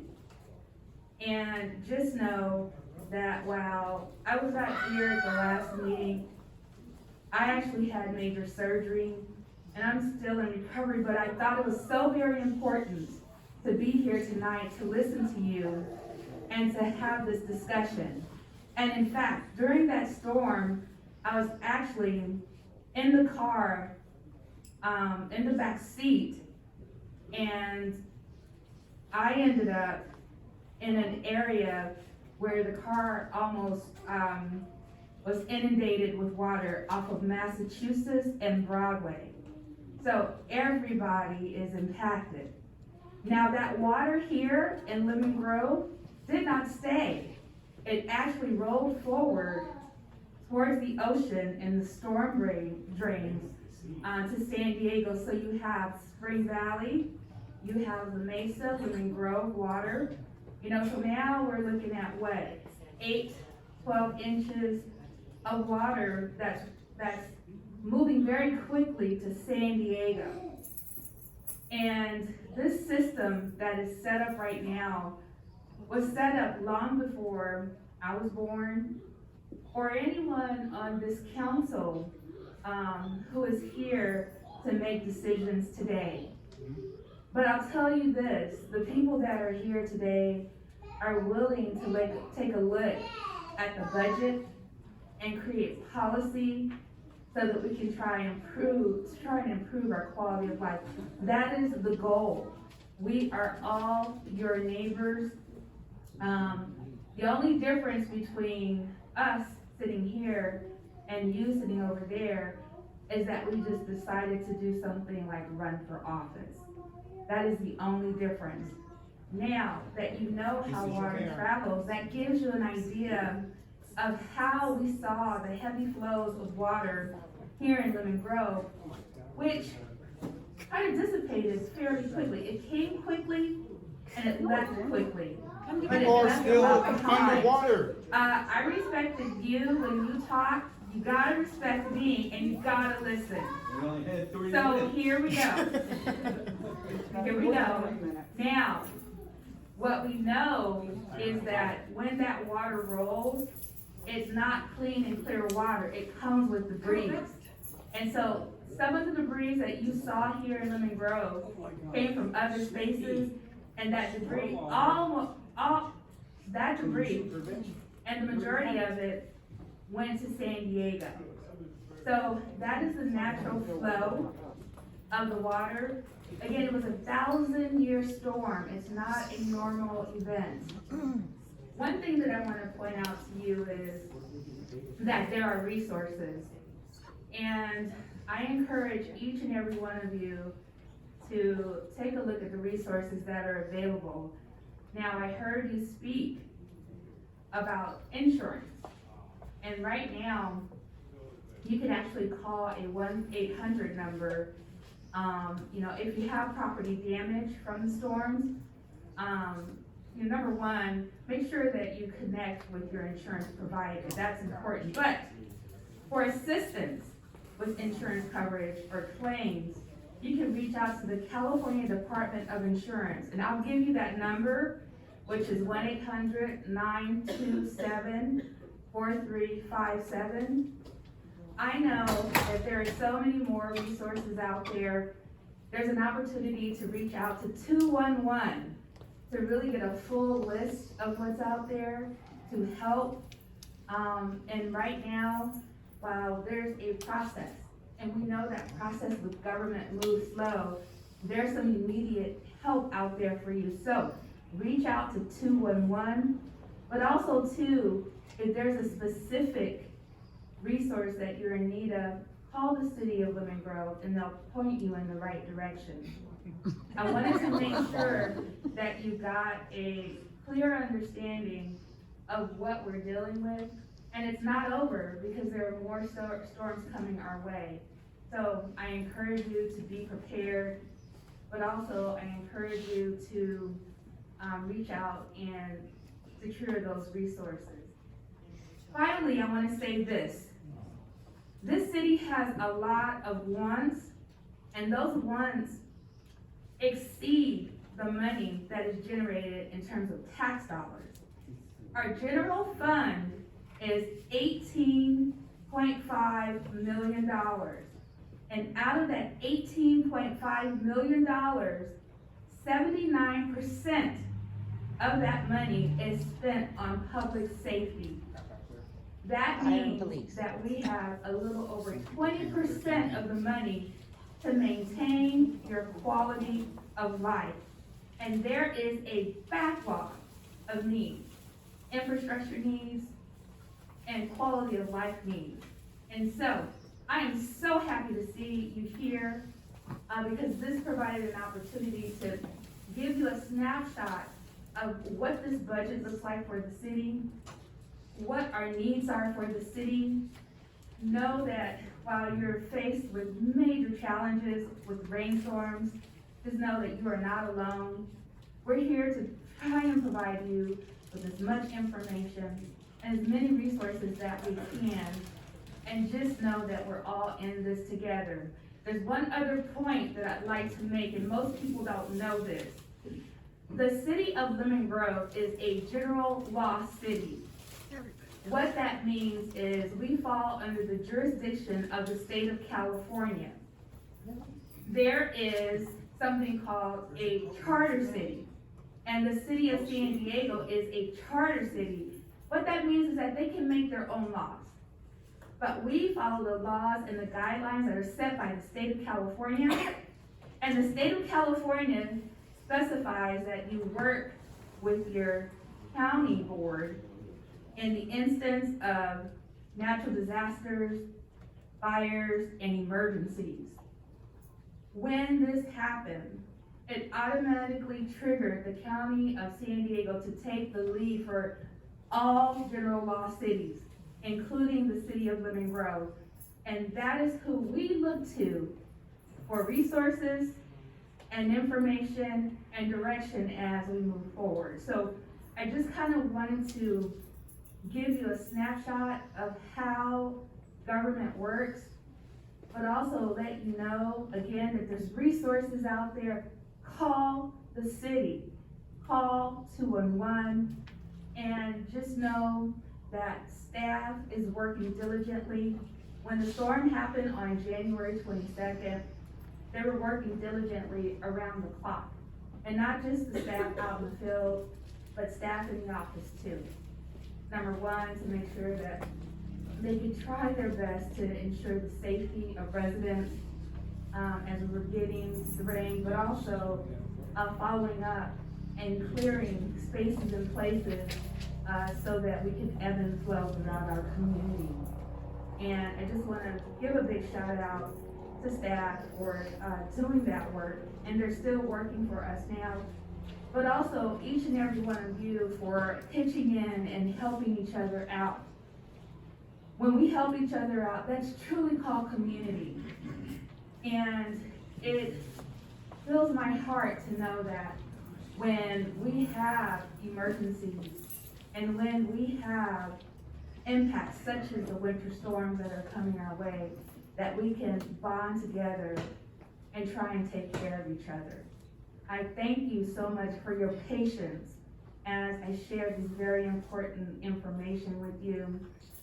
Just know, right now I am not out and about in areas, but I actually meet with community members on Mondays after 4:30. So if you ever want to meet with me, just know that all you have to do is send an email and staff will set up a meeting with me to continue this conversation.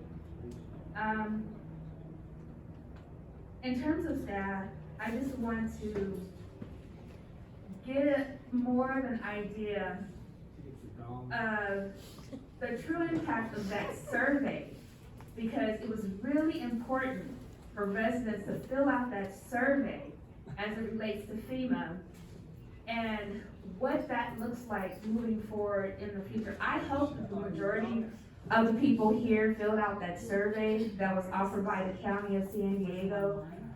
What that did was, this area, in order to get the attention of the state level and the federal level, real attention, and what I'm talking about are dollars, is that we have to demonstrate a certain amount of uninsured damage within our community. And that is the only way we will be considered for funding. So I'm hoping that that survey was filled out by community members and that you documented as much damage to your homes and vehicles as you possibly could. So if I could have staff just kind of give an update of that, regarding the survey and how important that survey is to our city. Madam Mayor, you pretty much covered why the survey is important to, it to get those out.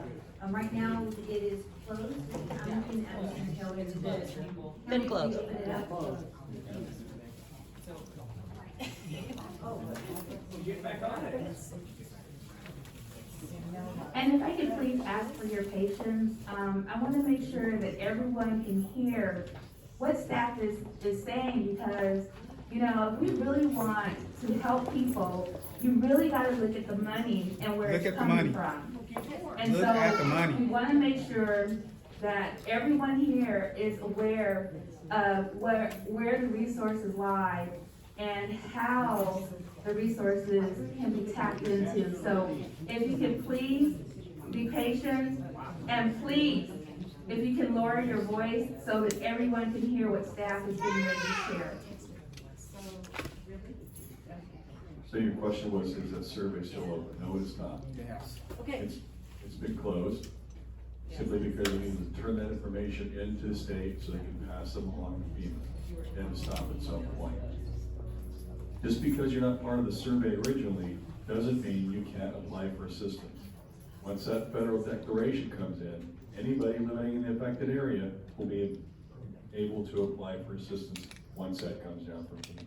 So don't think that because you missed out on the survey, you're not gonna be able to do that. You will be. Thank you so very much. And then I have one other question regarding FEMA money, because I believe that perhaps there is a notion out there that FEMA assistance is immediate and that people can access that money real time right now today. Can you give a true picture, a true timeline of what it's like to access FEMA money if available? Well, that's a tall order. You're asking me to figure out what the federal government's gonna do, but I can tell you this, it is a process, as you said. So the data's being analyzed by the state. They will make application to the federal government. Then FEMA will go through all the same data. They'll look at that and determine whether we qualify for federal aid. One of the things in our favor is we're not the only county who's making applications. So what they're looking at is dollars overall as a state. So they're taking our county, they're taking Ventura County, Santa Barbara County, and the big gorilla, LA County. They've got a lot of stuff going on. So when you throw their number into the pile, we're looking at pretty good numbers here. So the chances of us getting a declaration, I would say, are a bit better than even. As to the timeline, that I really can't tell you. It does take time. But don't expect that's gonna happen right away. Also, please remember, I can't say this enough. Once the declaration is given and you apply for aid, your aid will be based on the need that you have as determined by FEMA. They're gonna have to open a case, as in casework, social work sort of, and they're gonna go through what your expenses are, what you're claiming that you need help with. And then they're gonna base that amount, and that's what they're gonna give you. They say, okay, we think you need this much to make yourself whole. That's what you're gonna get. So it's not gonna be everything that you want all at once. And that also takes time. It's an application process, you've gotta go through that. But be patient, it's worth it in the end. Again, please call 211. There are other agencies, nonprofits, that can render aid right now. They can do that today. So please call 211 and talk to them. It might be the Red Cross, maybe it's Catholic Charities, maybe another agency, but there's monies available. Please do that. Can't stress it enough. Thank you so very much. I will close with this. Just know that if you are in need of home cleanup, you can call this hotline at 619-333-1450, and they will partner you with organizations who have volunteers to help you clean up. And they won't take away trash but they will help you get trash and debris out of your home and move it to the curb. So, just know I'll give you that number again, which is 619-333-1450. And I just wanna, take this opportunity for allowing me to share these resources, but also an update, a realistic update of what can be as it relates to FEMA, but also too, what it looks like when you have a storm, a torrential storm, where there's lots of water in an area that is not built to handle it. So for this particular presentation, we are done. And what we will do is we will now move forward to our general public comment portion of the meeting.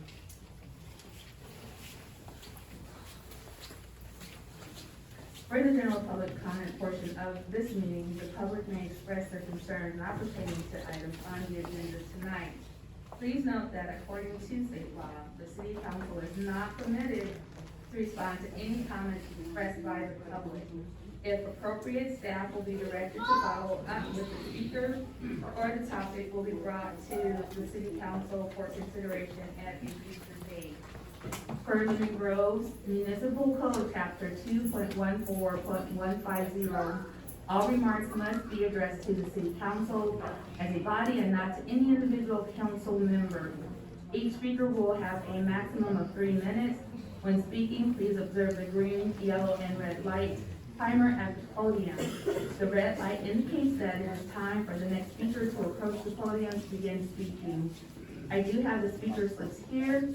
I'll start with Gladys Darling, followed by John Elwood.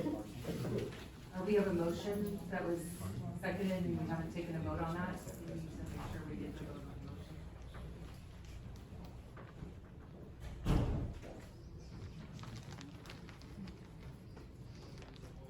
And I'll look to our city attorney. Sorry, thank you, that's appropriate. It's styled as a motion, it stems from an agendized item.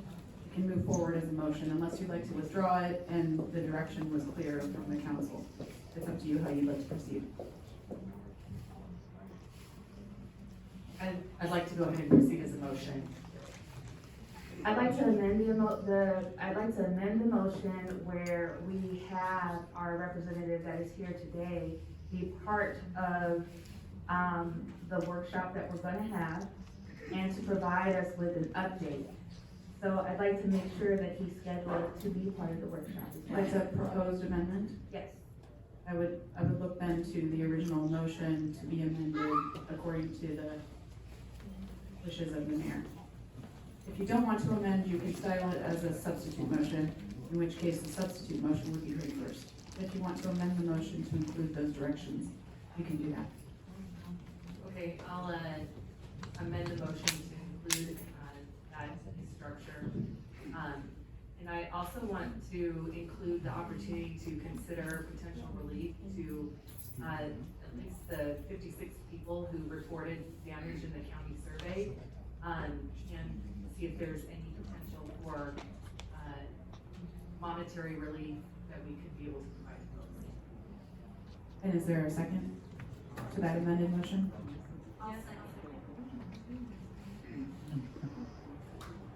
I ask the clerk to call the roll. Actually, because it's a motion and we have a request for discussion, I'll check with our city attorney just to make sure that's appropriate. It would be appropriate. Thank you, and I see that, Councilmember Gastill would like to provide comments. Yeah, I think the workshop is a really good idea. It doesn't require a motion. And I also think that it's appropriate, to look to see if there are specific ways we can help residents that have brought concerns to us. My preference would be to simply direct staff to look into these items. But if a motion is necessary, I don't mind considering it. It sounds like two different things. And I'm not sure that they belong in one motion, and my preference would be to simply direct staff to, work on these items. I don't know if anybody else wants to comment. Do we have any other comments?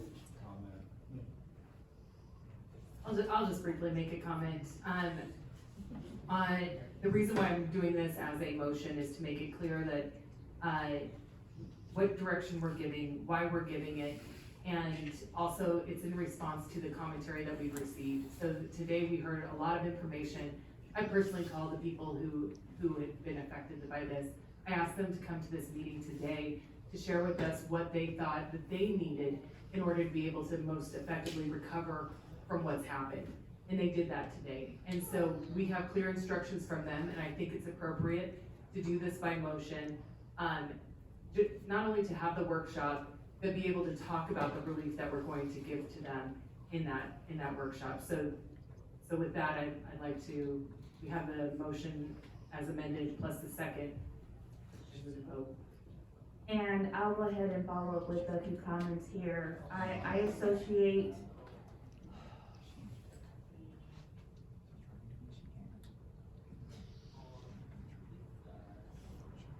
associate motions with policy, not necessarily motions with giving direction to staff.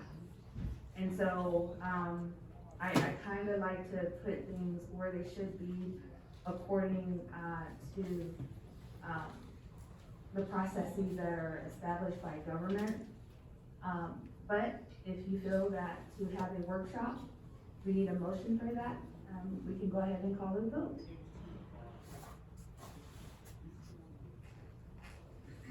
Councilmember Rivera, Aye. Councilmember Snell, Aye. Councilmember Gastel, Aye. Mayor Pro Tem Mendoza, Aye. Mayor Vasquez. Aye. The motion passes on 5 ayes. Thank you so very much. As we,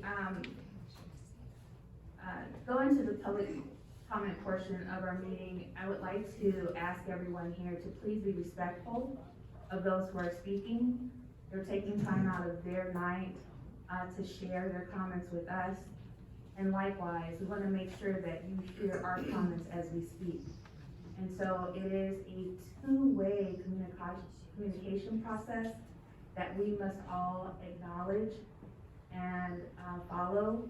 And so I'll go ahead and turn the mic over to Gladys Darling so that she may provide her comments, and we'll have 3 minutes. Thank you. I'm here to talk, it's not about the storm, it's not storm related. I live on Madera Street, I live a few hundred feet away from San Altos Elementary, and I know that because the sign saying that is in my front yard. On Madera Street, over these last maybe 2-3 years, it's turned into a literal freeway. Cars going up and down that street, 40, 50, 60 miles an hour. The whole street is full of potholes caused because of the speed. My concern tonight was I wanted to get assistance in beginning the process and having a stop sign installed on Sonoma in Madera, which is right out the corner where the school is at. I went down to the school, spoke with the principal that they have there.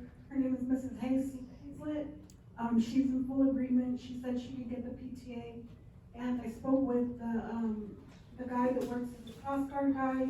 He says it's completely out of control every day in the morning and in the afternoons when he goes and he, he's out there. Cars don't want to stop. It's a really wide street. The cars that do go the speed limit, you have cars that try to bypass them. I almost got hit pulling into my driveway, driving straight down the road. I slowed down to turn into my house, and a car, because I'm going the speed limit or going too slow for them, literally almost hit me a few times. My neighbor got hit. One day I got home from, it was on a Sunday, and I have like a little, maybe 4-foot retaining wall in the front. Someone had came down the street so fast, spun around, and hit the retaining wall where it looked like an explosion of bricks into my front, like the dirt in the front of my yard. And if I wouldn't have had that retaining wall, they would have went into the front of my house. That's how fast these cars are going on Madera Street. I've stopped sheriffs all across Lemon Grove. Everywhere I see them, I run up on them. Hey, can you guys come down to Madera Street? Please, come sit on our street. It is so out of control. The crosswalk, his name, Andrew, he said that just last week, one of the sheriffs, the guy on the motorcycle, I think his name is John, because I talked to him, he was out there and he passed out like 10 tickets in 10 minutes. And it's just completely out of control, so I would like assistance to start that process of getting a stop sign installed on that street, to slow it down, it's way out of control. Thank you so very much. Next we have John L. Wood, followed by Brenda Hammond.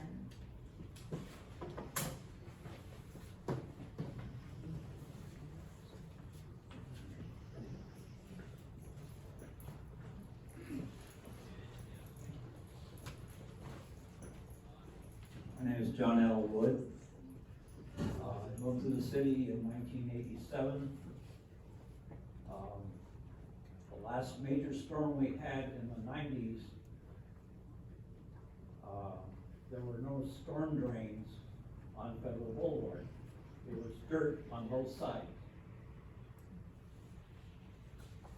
The water comes from College Grove to 94, under 94, and when I moved here, it came straight out onto Federal. There was one drain that went under Federal, but it was only 9 inches. But you had this ginormous storm drain that just came out. And I asked if the city could fix it, and they said, oh no, we can't do that. I asked the fire department, well, you got a truck that can pump water through the hose, through the line. Oh no, we don't do that. But that was back then. Now, thank you. Now, we have curbs and sidewalks and storm drains that go down under the sidewalks. But the last major storm, there was a homeless person that decided to sleep in the culvert. That's where the water goes. He didn't make it out alive. He drowned. I've tried, let's say, a decade to get the city or the property owners to clear the creek. It's Los Choyas Creek is the name of the creek. Not Choyas Creek, it's Los Choyas Creek. It feeds into Choyas Creek. And I've been trying for a very long time to get the city to do something about clearing the creek. At one time, we had a person that was in charge of public works. He came in, he chopped down the palm trees, which are in the creek. Thank you so very much. Next we have Brenda Hammond, followed by Jason Sundberg.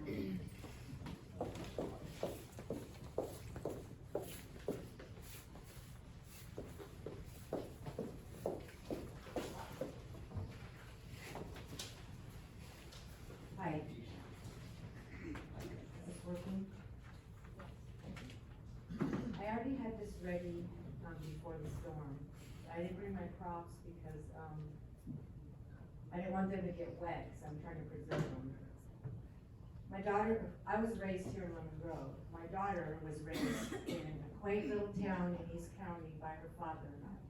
From 3 years through high school, most of the kids, grew up together. Occasionally I drive through the neighborhood and watch catch up with some of the parents and see how the kids are doing. Recently, I was reminded of a couple parents, that year, elementary school in the neighborhood where the kids grew up. They have something they do every year called the Holy Down. I always made the posters. I was a stay-at-home mom, so I had more time. I made the posters. The girls would color them every year. We'd hang them up all over the community. One year we were told we had to take the posters down because it said hub. I went to the school district. Parents were mad because their kids were only 11 years old. And I had to explain to them why we had to take the posters down that they colored and put up all over the neighborhood and did every year. Hoedown is a farmer's celebration at the end of harvest. They put their hoe down, it's a farming tool. They put the hoe down and they dance and they have food and they have, it's called the hoedown in the Midwest. So I went to the school district, said, hoe, H-O-E, not H-O. Sorry, gotta take it down. So I have a good story to this. So the talent show was coming up and the girls got together. Can I just finish this? It's important. The girls got together after explaining to the girls what the problem was. They themselves put together a skit for the talent show. My daughter, a white girl, her friend she grew up with since 3 years old, an Asian, a Mexican, a black girl, and a Native American. The skit was short and sweet, and they let everyone say, hey, let's get along no matter what color, race, or religion you are. Thank you. And the staff is doing awesome. I'm there every day charging, and they're doing a good job. Thank you so very much. Next we have Jason Sundberg, followed by Kathleen McLean.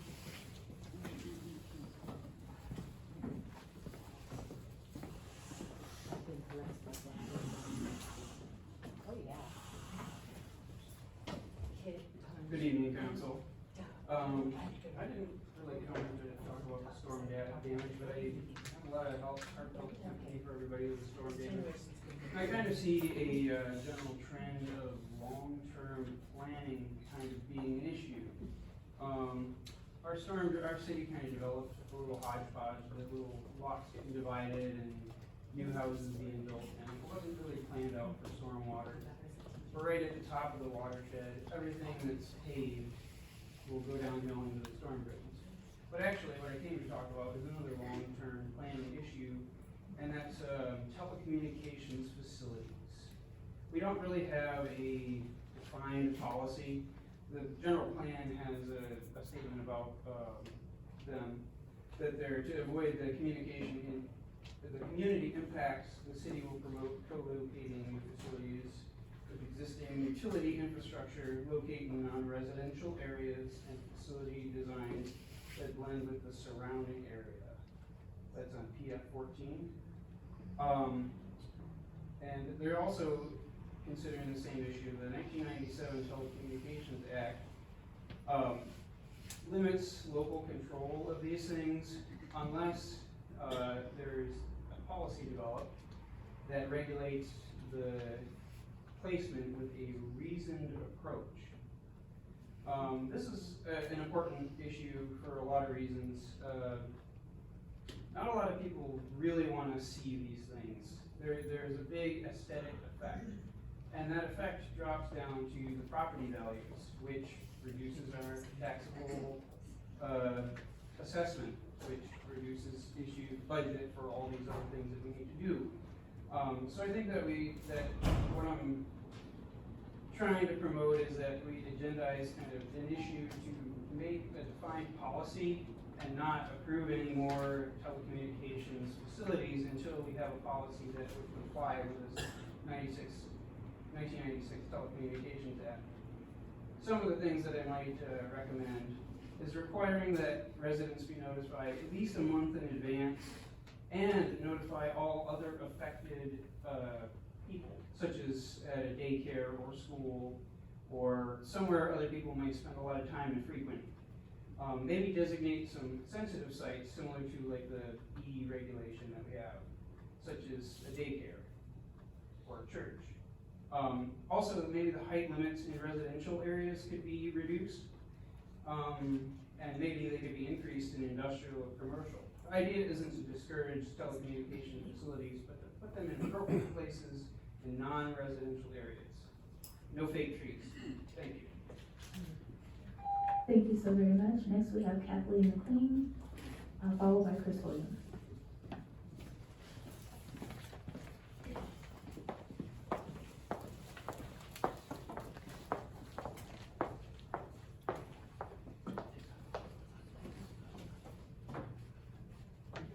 Kathleen McLean, followed by Chris She already Williams. left, I think she served Joel, Osborne and left.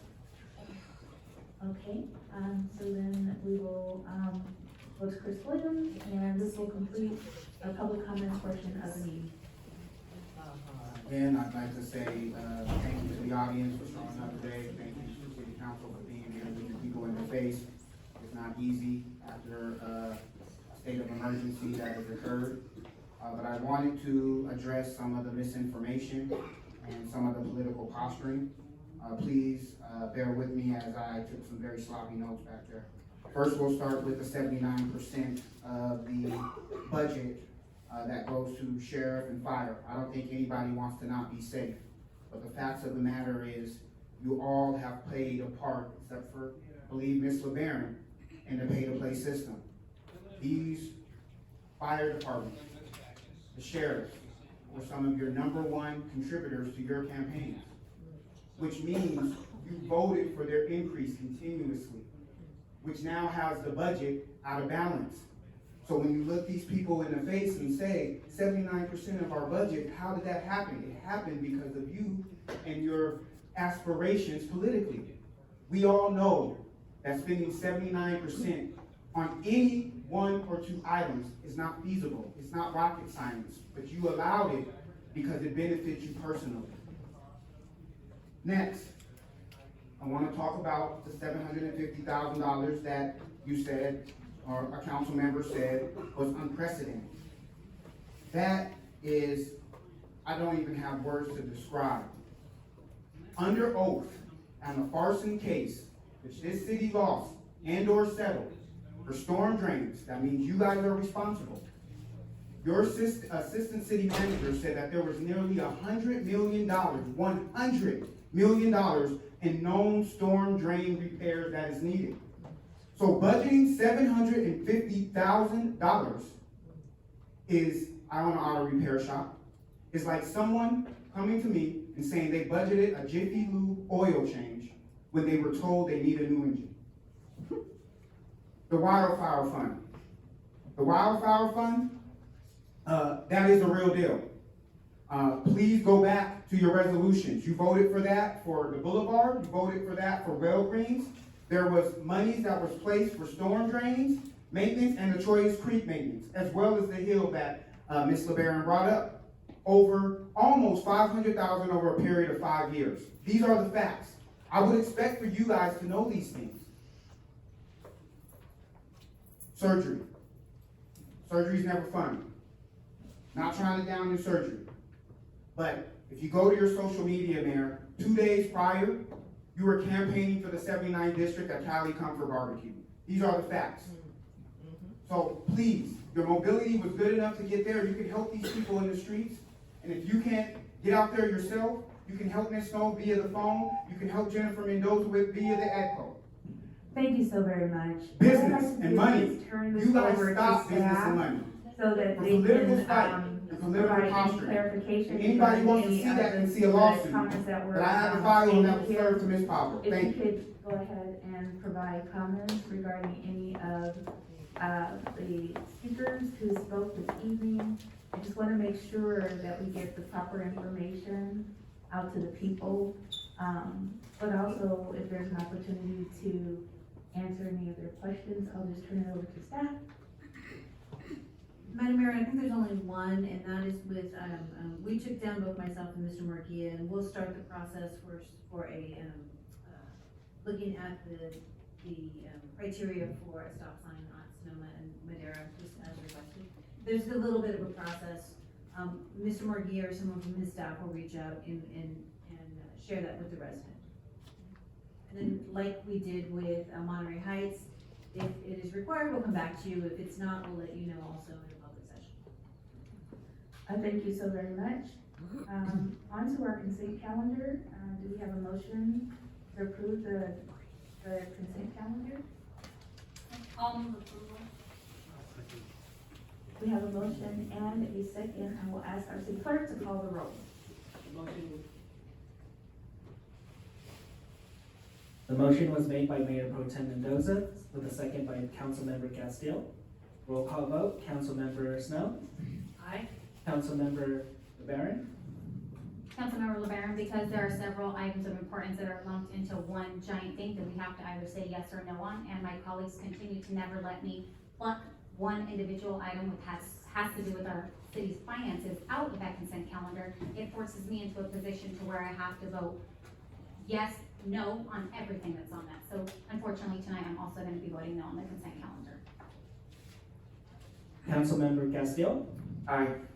Mayor Pro Tem Mendoza. And I'm gonna vote yes, because Councilmember LeBaron knows that if she asked for this yesterday, it could have been pulled.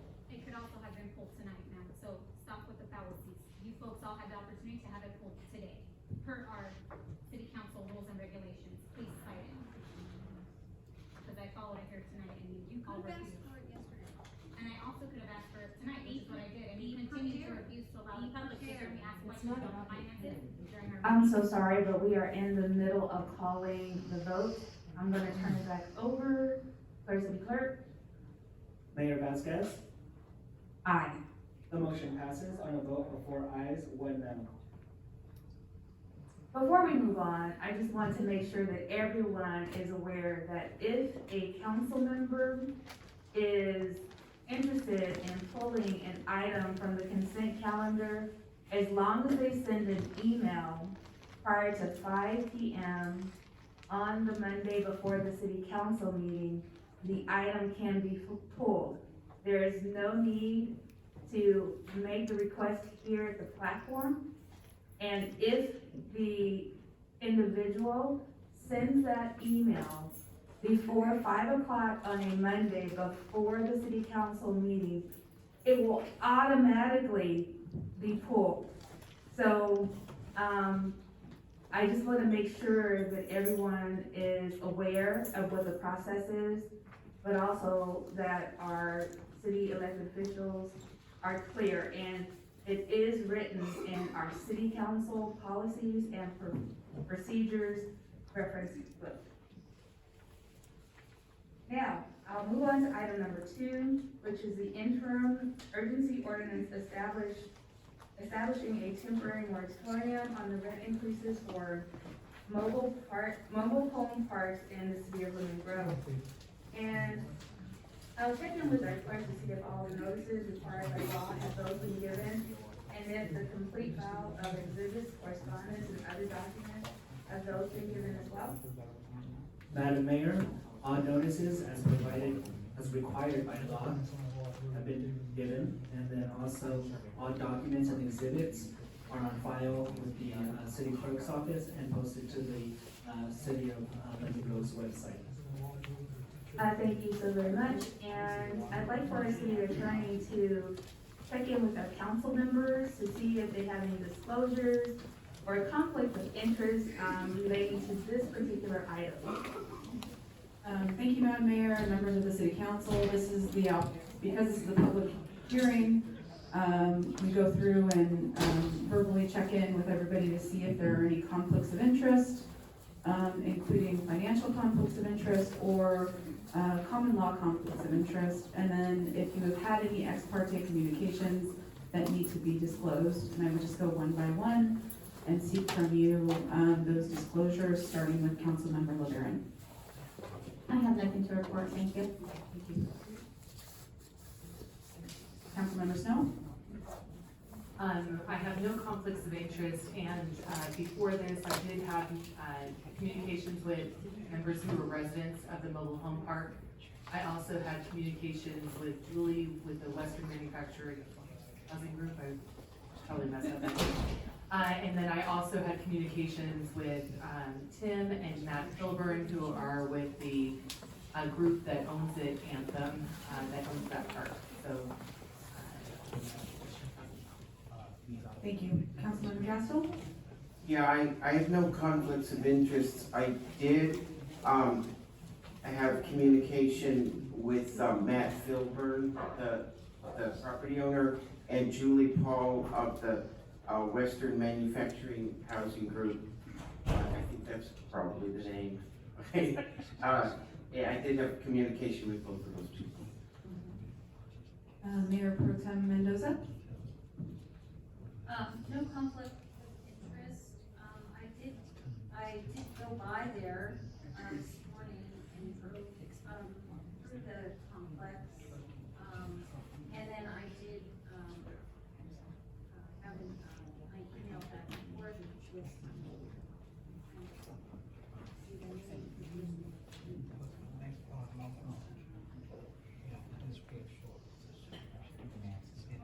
I believe it was the.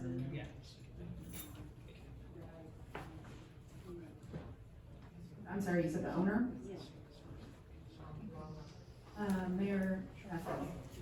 Yes, I, do know two individuals who live, on the property. And, but I do believe that that would not preclude me from making a decision on this particular agenda item. Thank you. Any other ex parte communications or conflicts of interest, Mayor Vasquez? I did a Google search and looked at the site. Otherwise, there's no other, communication. Thank you. I just want to add that We couldn't hear you. I wanted to add that I know two of the residents, but it does not cause a conflict. Thank you. That's the next one. Okay, thank you so very much. I will now open the public hearing and introduce our city attorney, Kristen Steinke, to present the staff report.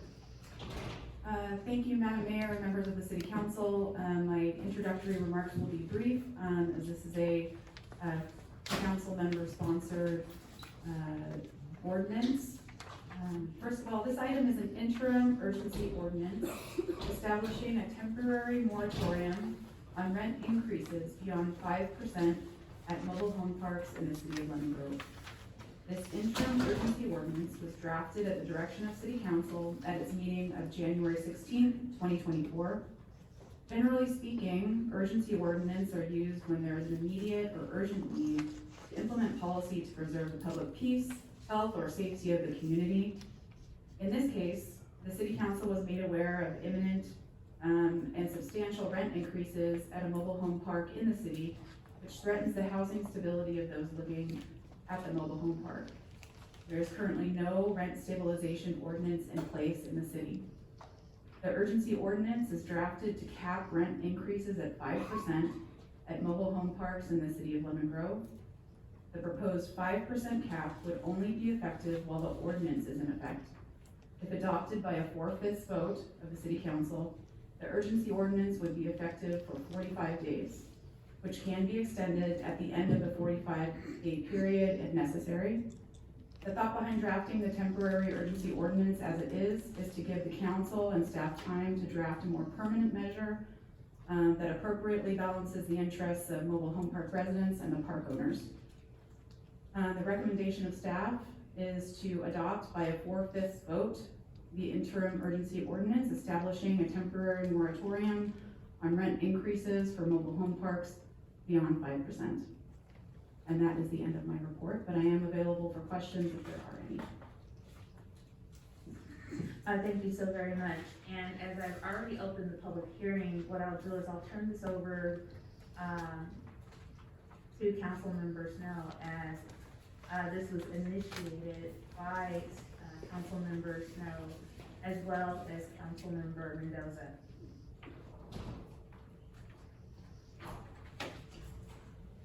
So if we can turn to the first slide there, great. So this is a mobile home rent stabilization ordinance, but really this is the emergency one. So this is going to go into effect, if we approve it, for 45 days to help us get time to be able to effectively communicate and try and negotiate with the owners of the park. Can we go to the next slide? Yep. So I'm just gonna go through what we're gonna look at. First, that the mobile home park residents reached out for me for help. And then we'll also look at early attempts to work with the mobile home park owners, and then also look at what the facilities look like and the need for stabilization. Next slide. So the mobile home park residents here in Lemon Grove experienced 2 rent increases in the last 12 months. So in March of 2023, they had an increase, and then again in January of 2024, they got another rent increase. The total rent increase was over 25% for the majority of them. That is a significant rent hike, and I think most of us couldn't absorb a rent hike in that amount. Plus, mobile home park residents are generally on a fixed income, seniors, disabled folks, and families really struggling to make it. It is a housing resource that is one of the last bastions of affordability, and we really need to strive to protect that. Our residents reached out to us because they could not absorb these types of increases, and at least one park resident has moved out and has just been forced to move their RV out into the street, causing another family to be homeless in our community. That's not acceptable. All right, next slide. The first round of rent increases went into effect in March of 2023. This is an example of one of the notices that went out to the community, and this was the first increase. Next slide. A few months later, they received a second round of increases. This pushed it over 25% in under 12 months. Again, this is an amount that hardly any of us could afford to accept, and there's no real fairness. Requires that we look at all the variables, and I think this is one of those things where the residents need to be able to stay there, the community needs to be able to support them in any way we can. Next slide. I made early attempts to work with mobile home park owners. It is a venture capital group, so they go out and buy a lot of properties, and they do some fixing up, and then they collect the rents from them. So it's an organization that strives to make money on these. I reached out to them and said, hey, look, can you keep it down to 5%? Do we need to really increase it by this amount? His response was, the law lets me, and that basically ended the communications at that point. So I tried. I really tried. Next slide. So the agreement with the residents has common areas. So some of the common areas available at mobile home parks include restroom facilities and a laundry room. However, in the agreement, the park owners agree to maintain those facilities. Next slide.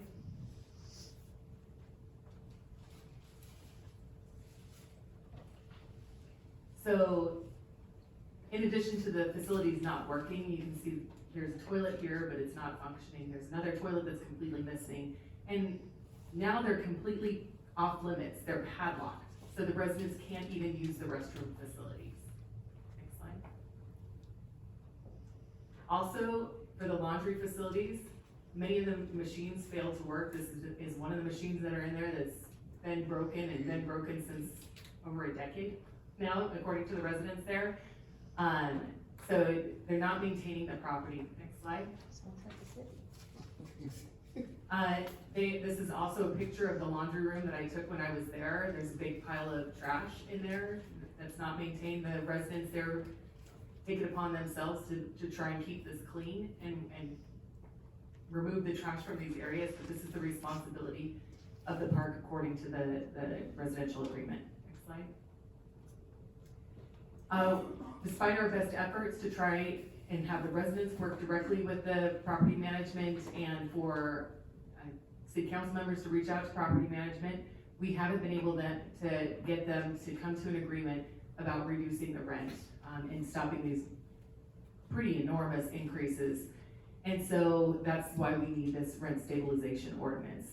I think it's critical right now that we put this emergency measure in place and then give us the opportunity and time. Since you increased it last year in March, we might be looking at another increase here shortly in a couple of months. And so we really need to be on top of this to make sure that our residents can live there while at the same time giving some room for them to increase rent. We put in here a 5% increase as a max, which is pretty fair for the area. So that's the reason that we're calling for this rent stabilization ordinance. If we don't do this, we're looking at the next wave of homelessness here in our community. We're already watching it in real time happen, and if we don't do something now to stop it, it's going to continue and increase. All right, thank you. And I just wanted to check with Mayor Pro Tem Mendoza regarding this particular agenda item. Is there anything that you would like to share as well?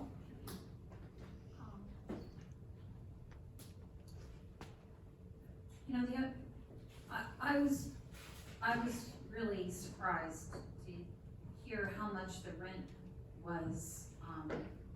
This isn't really what I've never referred to this as a mobile home park. It's a trailer park where people park their trailers. These aren't what I would call mobile homes. So, people are paying, an average, I believe the owner told me an average of like $900 a month for basically something that's the size of a parking space. And if you want a parking space for your car, that's another $100 for a parking space. And if you compare that to actual mobile home parks, their prices run between, maybe, I've seen as low as $900. More like the average would be $1,200, $1,300, on up to like $1,600.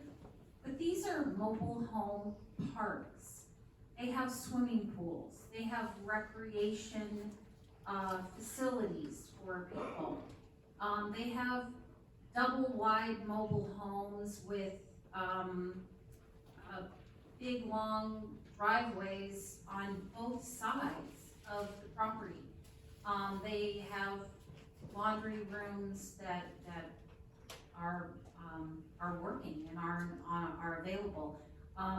Bathrooms are necessary for people because they're living in a trailer, not a mobile home. They're living in something that you would camp in. And I'm sure a lot of folks, I mean, some of the trailers are very nice. Some of them, you can tell they've been there for many, many years. They're not mobile. They're not going anywhere. Those trailers have been there for a very long time. And I would hate to see these folks displaced. And I do think that a rent increase of this magnitude is not warranted. Thank you so very much. And so what I'll do is I will grab the speaker slips here and go through the speaker slips, and then after that I'll go around the questions, and I'll start with Julie Hawley, followed by Matthew Tobin.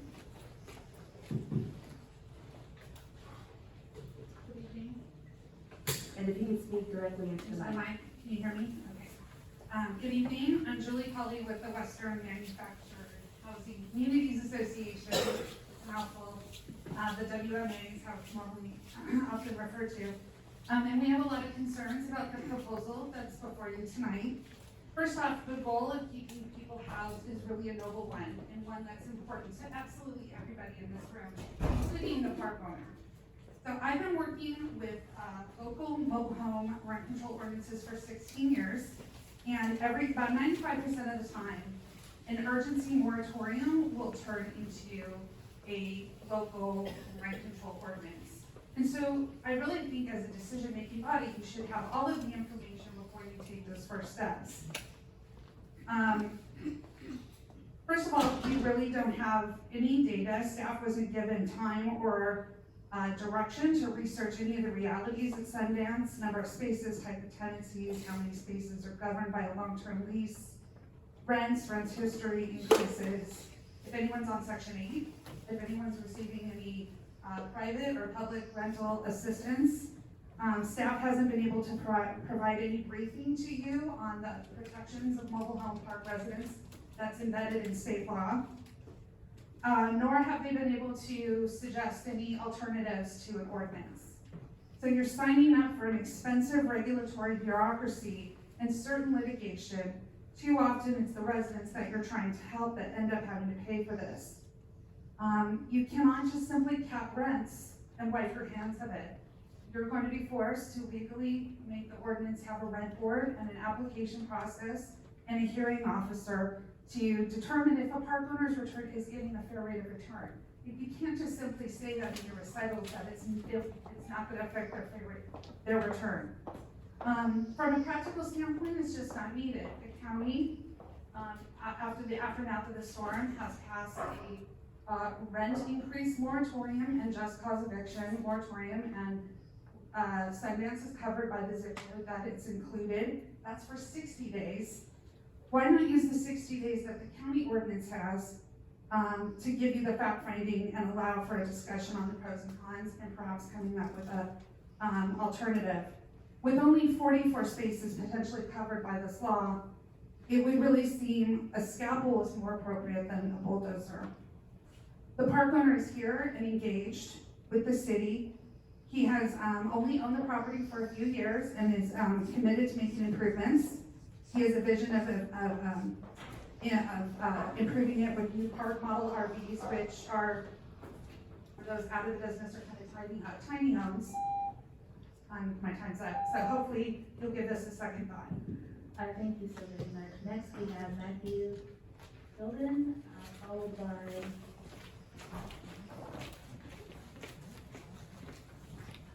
Danielle Aspen.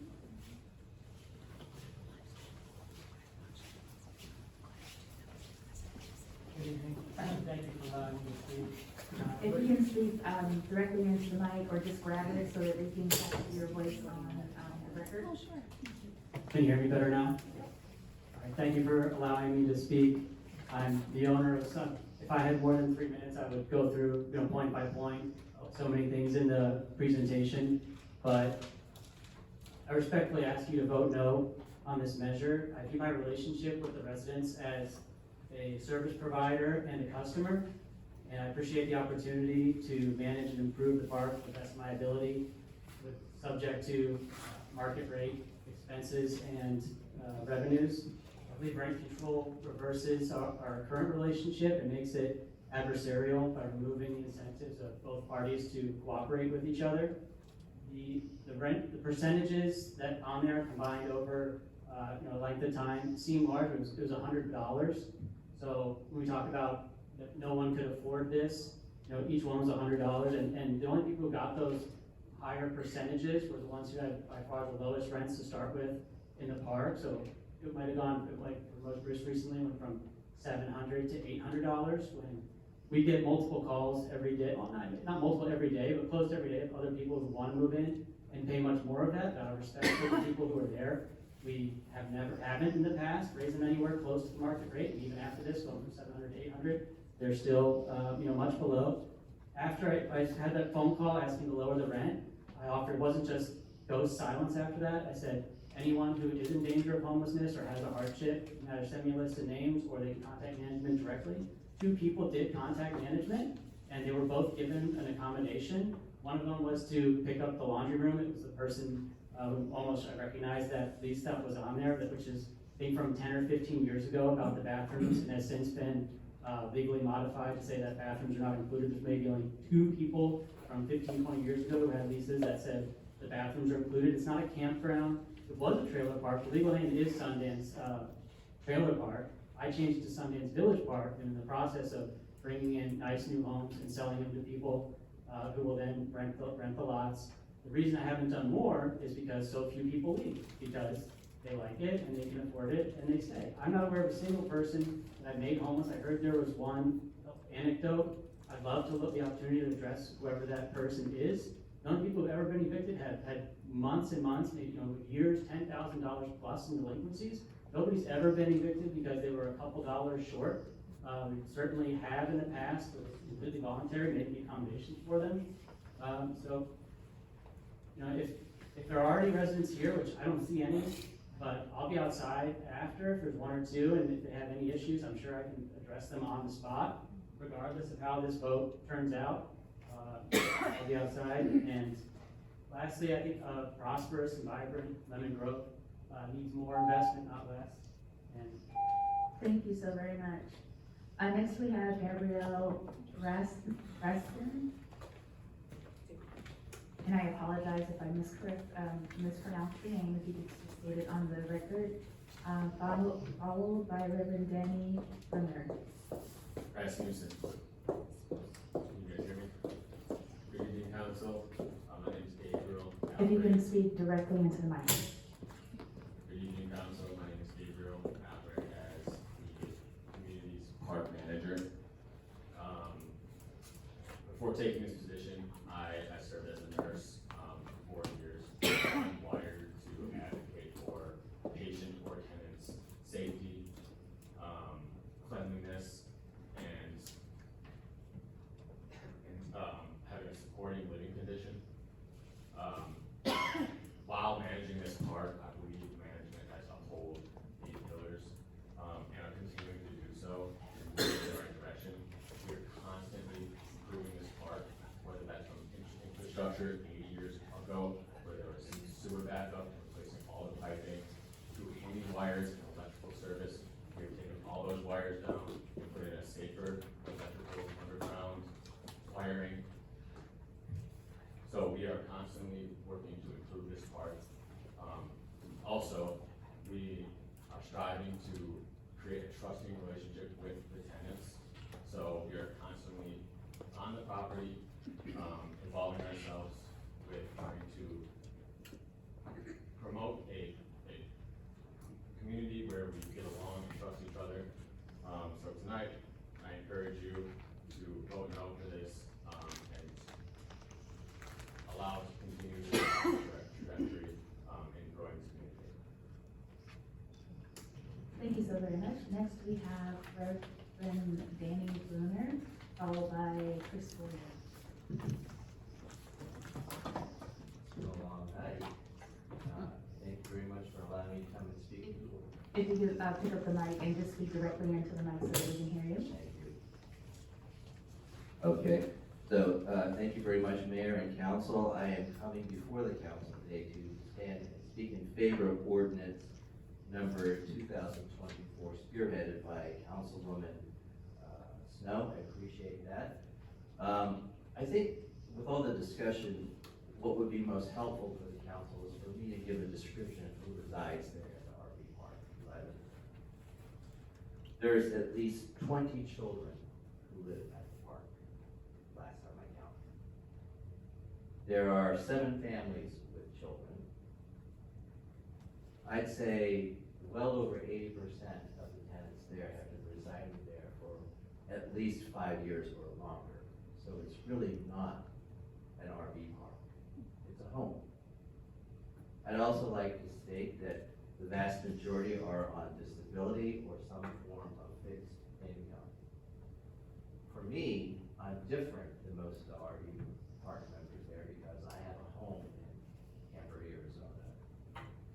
And I chose to live there because I said, where else can I live in a beautiful city like this, relatively quick, with my 2017 Aspen Trail RV.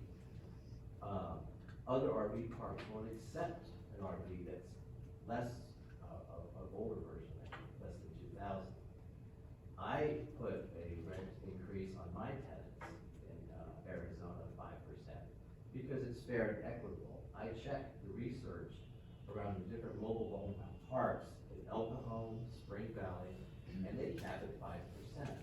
I was charged 20% rent increase in 2 years. I would never do that to my tenants in Arizona. I just think it's excessive. So I would support the moratorium. I support an ordinance because I think the intent of the state of California was to put some kind of parameters on rent, but it's not properly enforced via the different cities that govern the county. So that's where we are. I support the ordinance, and thank you very much for your effort. My name is Reverend Daniel Broner. Thank you very much. Thank you so very much. And finally, we have Chris Williams.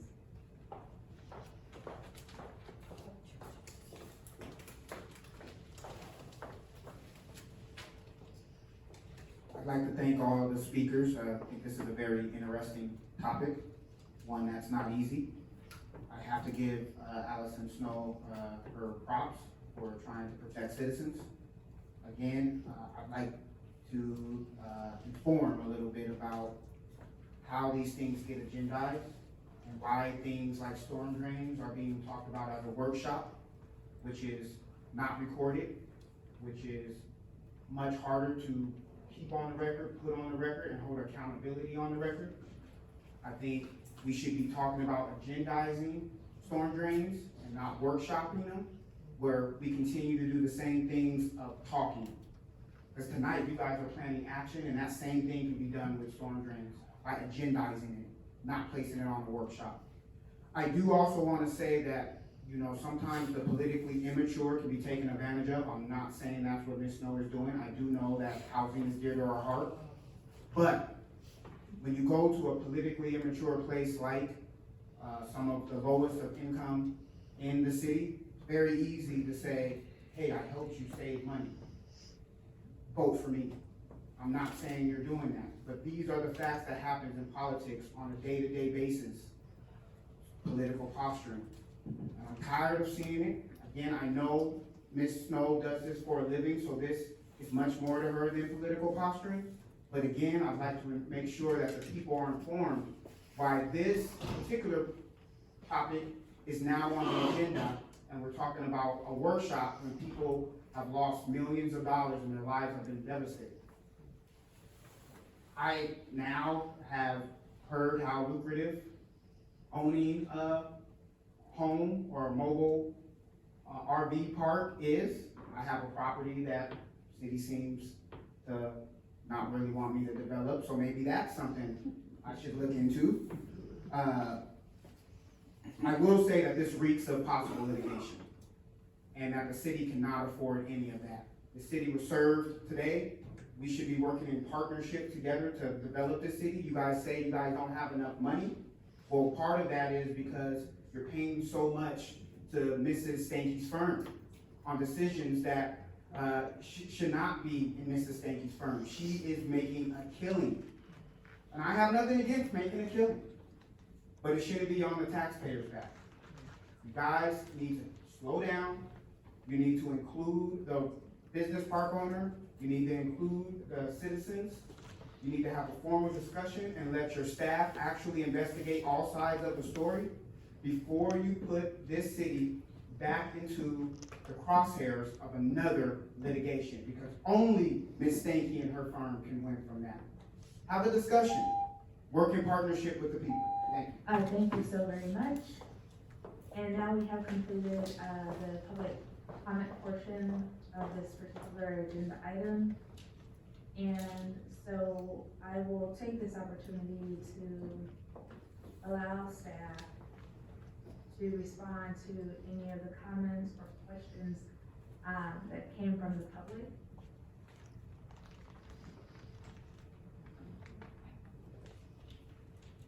I wanted to address a comment that was made by Julie, I think Polly, she addressed the county's urgency ordinance that was passed earlier in January. That urgency ordinance addresses no-fault evictions. It puts a moratorium on no-fault evictions, which is you cannot evict somebody for failure to pay rent. And that ordinance also addresses a cap on rental increases for residential tenants. I have reviewed that ordinance in detail, and there is nothing in the ordinance that calls out mobile home parks specifically. There is language used in the ordinance that says it includes but is not limited to apartments, homes, and permanent structures where tenants reside. So, you know, although that is ambiguous, I don't think that we can rely on that language regarding its application to mobile home parks. The urgency ordinance in front of you today is for mobile home parks only, and she was correct that that urgency ordinance does apply to the city of Lemon Grove for tenants, and so there is a no-fault eviction moratorium and a cap on rental increases for tenants in the city of Lemon Grove by the county's passage of that urgency ordinance. So I wanted to clarify that there's not an overlap here as far as I can tell. I thank you so very much. And before I get to the council members, I was not here at the last council meeting, so I just need some clarity because, again, I took a look at the site via Google, and what I could see were trailers, but I could also see what you would consider like a mobile home. And from what I understand, a mobile home does not have wheels, and that it sits on a slab. And so if it is a mobile home, then how do you classify that particular site? Because I want to know, is it a trailer park or is it a mobile home park? I will tell you what I know from looking at probably the same images that you've looked at, which it appears that there are some manufactured homes, which is what you're referring to. They sit on a slab, they have hookups, and they are more permanent structures. It appears as though there are some that exist in that park. It also appears that there are others that are what you would typically refer to as an RV on wheels. For purposes of how the park is treated, I'm not sure it makes much of a difference whether they're collecting rents from what is considered an RV versus what is considered a manufactured home. However, if for whatever reason it's not a mobile home park, then this ordinance only applies to mobile home parks. The RV parks are not considered under the law the same thing as a manufactured home or a mobile home. However, there are some instances in the law where an RV can be parked in a mobile home park, and it is still a mobile home park subject to the laws of the state of California, and that would apply under this urgency ordinance. Because I need to know exactly what this site is. Because there are different laws and guidelines that govern, you know, how we move forward as a government agency. And so if I could have that clearly defined, I think that would be very helpful. It is my understanding that it is a mobile home park. It has been represented that it's a mobile home park, and therefore that falls under the definitions that we have included in the urgency ordinance, as well as the laws of the state of California that call it a mobile home park. Thank you so very much. I will now do my first round of questions. I just know that each council member will have a maximum of 2 questions, and I'll start with council member Snow.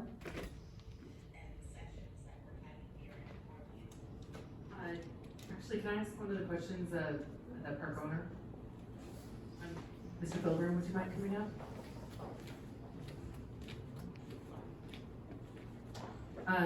One of the representations that you made was that the increase was only for $100, but there were actually 2 increases, correct, in the last 12 months? Probably correct, yes. Wait. There are people who got 0 increases at all. Not everybody. How many didn't get an increase? Probably a third didn't get an increase at all, maybe a third got a small amount, and then the bottom third got the lowest rents, got the highest percentage increases. And then there were also people who, at the time of move-in, had a multi-year lease, which spells out most common lease would be call it standards kind of 5x5, where like those the nicer homes that you saw in there, one is for sale now on the market that just got set up like a month ago, and then the other 2 were purchased by people a year or 2 years ago. They signed 5-year leases when they move in that have, typically have 5% annual increases. The big difference between them and the people at the bottom third that have the higher percentages is I'm trying to close the gap with the market rate while still keeping them 20, 30% below the market rate, respecting their limited financial means and long-term tenancy. It's kind of a compromise that voluntarily I've always strived. So I really struggled to find any permits that you pulled on the tiny home residences. Did you pull permits on those? So that's not a fair question, but they're not required because the tiny home is a made-up category.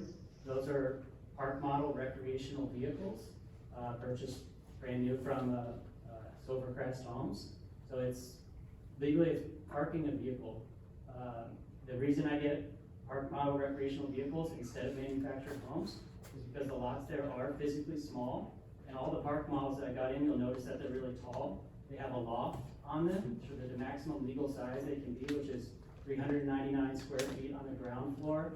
Plus they can have 180 square foot loft above it, which makes them, increases the utility a lot to have that extra square footage. So if they were a manufactured home legally, they're built to different standards and come from different factories, then I would require an installation permit. Because they're park model recreational vehicle, they're titled with the Department of Motor Vehicles, they're not titled with the Department of Housing and Community Development, and you don't need a permit to park a vehicle. If that turns out to be wrong, I'm happy to apply for whatever permits there may be, because the same guy who installs them for his entire career is installing manufactured homes, so we install them to the same standards as we would a manufactured home, use the same materials and the same methods. And then also I noticed that there was no manager on site. I'm really surprised to see your colleague here. There was no manager on site when I walked in. My people who I spoke with said that it was their first time meeting him, was today. And so one of the issues, I saw that the prior manager had been gone for a few months and that there were pretty substantial renovations going on there. Did you pull permits for that? So the previous manager, who they would be familiar with, his name was Tom, used my company credit card at the casino, stole over $20,000 from me, was pretty much universally hated by all the residents, probably including the ones that you spoke with. And I fired him because nobody liked him and he stole from me. And he threatened to harm my family and sue me if I ever fired him. I'm sorry, the question was about, did you pull permits? Yeah. Well, there were multiple questions. One of them was about who the manager is, and that's No, my question was really focused. It was, did you pull permits on the work that you're doing in the manager's office? There's a home there. I do not have a permit for the repair work that is going on at the house where the former manager resided. So, no, for those repairs, I dispute the categorization of a renovation. Maybe I'm wrong. Maybe someone can come in and inspect that. I'm happy to apply for a permit if that turns out to be the case. Fine. Thank you. Next we have Councilmember DeBaron.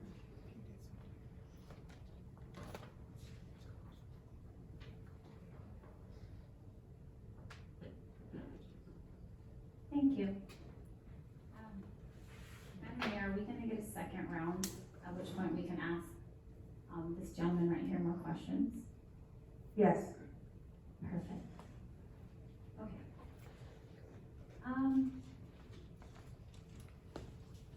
I guess I'm just gonna say what I'm gonna say actually. I'm really gonna have a question for you at the end actually. Matthew, right? Yes. Okay. So, earlier today, I said that I'm in politics because I want to tell the truth, right? I'm a person who's here, who's not here because I vote in favor of the firefighters getting a $1 million new engine in spite of our streets being so messed up and our storm drains being all messed up. I'm somebody who doesn't vote to give pay raises to people when our people who live out here in our community are suffering because everything is just in a total state of disrepair. So I'm in my position with no obligation to anybody except the public for saying what I think things are, right? And what I'm seeing. What I'm seeing tonight is that most recently we just went through a natural disaster. For a very long time, there have been people who have been coming to the council meetings asking that we talk about storm drains, people who have pled that the city please take care of business and fix storm drains. I myself, as an elected official, have done that many, many times and have never received one inkling or a shred of support from any of my council members up here. Never. Not once. I have not gotten a second. Yet, this is an election year. 2024, there's gonna be elections. November. And what I find to be very interesting, and I wanna point this out to the public, so you can see exactly what is wrong with the city and how messed up it is because we just went through a natural disaster. There was a room full of people here earlier talking about our failed public infrastructure, specifically our storm drains. And there was no support in having that agendized to take some action and put together an emergency ordinance for that, which is very pressing and has been very pressing for a very, very long time. But I want to point out just how disrespectful it is of the city to so quickly agendize Councilmember Snow's request to have something near and dear to her as an individual, when we have groups of citizens come before us for years actually asking we agendize storm drains, streets, the lack of opportunities in our city. Another truth I'll share tonight is that this swiftness to create policy for something that inevitably is going to politically position one individual for her upcoming campaign is what's wrong with politics. That we're catering to people's pet projects is what's wrong with this city. Yes, this is very important, don't get me wrong, our people are very, very important. And this issue right here with the trailer park and people possibly being homeless, that is a huge issue. I just want to point out the dysfunctionality and how we operate to where we cater to certain individuals when it's election time so that they can have something that they put on their little pamphlets that they're going to be putting on our doors and on their website when they're asking us for their vote come November. It's sickening. So I'm in favor of helping people, of course, so I'm not against this topic being considered. I'm actually aware of other properties in Lemon Grove that this owner, Matthew, and his family actually manage. And they seem to be very fair with their residents. And actually, they're quite reasonable with the neighbors around their properties. I've witnessed this personally. So trying to depict this individual right here as some sort of a monster who's trying to hurt people in our community is very inaccurate. And as we all sit here and see him, he doesn't look like a monster at all. And then this rush to try to have him depicted as one just furthers what I'm saying in supporting that this is just a posturing and like a layup for this individual for when they run for office later this year. And how terrible that is that we can have known issues for years. We can have all these people coming meeting after meeting telling us how hurt they are by certain things, and we can't give them the respect that they deserve to have what they want done or handled, which it's all valid stuff, put on the agenda. Instead, we kick them down the line. Oh, let's make a workshop. Our workshops are garbage. They're where we all go to waste our time. Anybody who's a person of action, who actually has a job where they're held accountable to getting something done, who has a job, who's held accountable to results and not talking, we all understand that it's not about what we talk about, it's about what we produce. And this city is known and is notorious for not producing. We go to these workshops and we talk baloney. Nothing comes of it. Don't take my word from it. Come to our council meetings. That's what all of our residents say. It's baloney. That's why they have such little respect for all of us. So, I'm always hesitant too, I'm gonna point this out, that I'm always hesitant to allow the government more control. In large part, because I've personally seen how this government in particular actually abuses the power that it has. But the truth is- Councilmember LeBaron, so our first round is 2 questions only. But just know we're gonna do a second round of questions, but you can also provide comments there, so, I'd like to ask you to hold your comments for our second round of questions, because you'll have the opportunity to share the rest of your comments, there. Are you okay with that? Yeah, I'm kind of asking a question right now. So, but the truth is that this agenda item, it's a rushed topic of discussion because city officials are politicking for someone that they like and would prefer to be in office come November of 2024 of this year. That's the truth of what this all is. He's not a monster. By what he says, it sounds like things are just dandy. I don't know. I mean, maybe he's lying. I don't know. But this is all very rushed. And like I said, this is all a layup for political posturing, and it's why the city is so messed up. My question to you is, when did you take ownership of this property? March or April of 2021.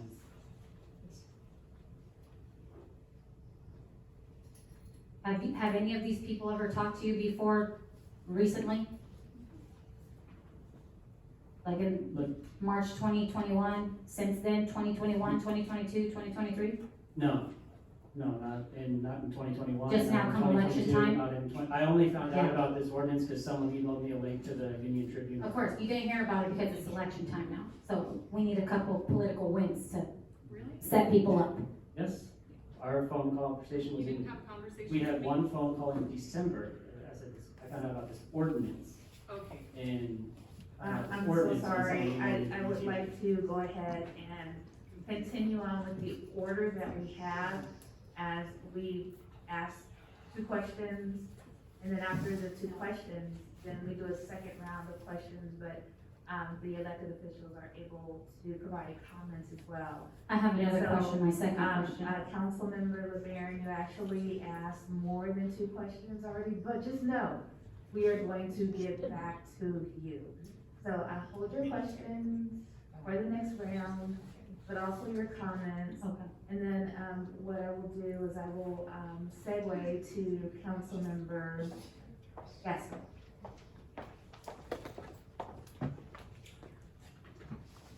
Thank you. Yeah, I learn something new every time someone speaks on this topic. Either that or I unlearn something. And I actually feel like I don't understand enough about what we're talking about. And I'm not sure I've ever admitted that before.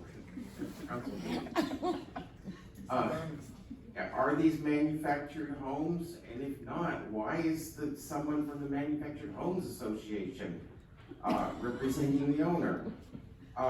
Are these mobile homes and are they covered by the county ordinance? I've heard different things and I don't think I'm easily confused. I really don't think I'm someone that's easily confused. There are a couple things that concern me. One is finding out that the property owner hadn't talked to our staff. I was under the impression when we gave direction to staff to draft an ordinance that would involve a discussion with the property owner. And I feel like, boy, he's naive.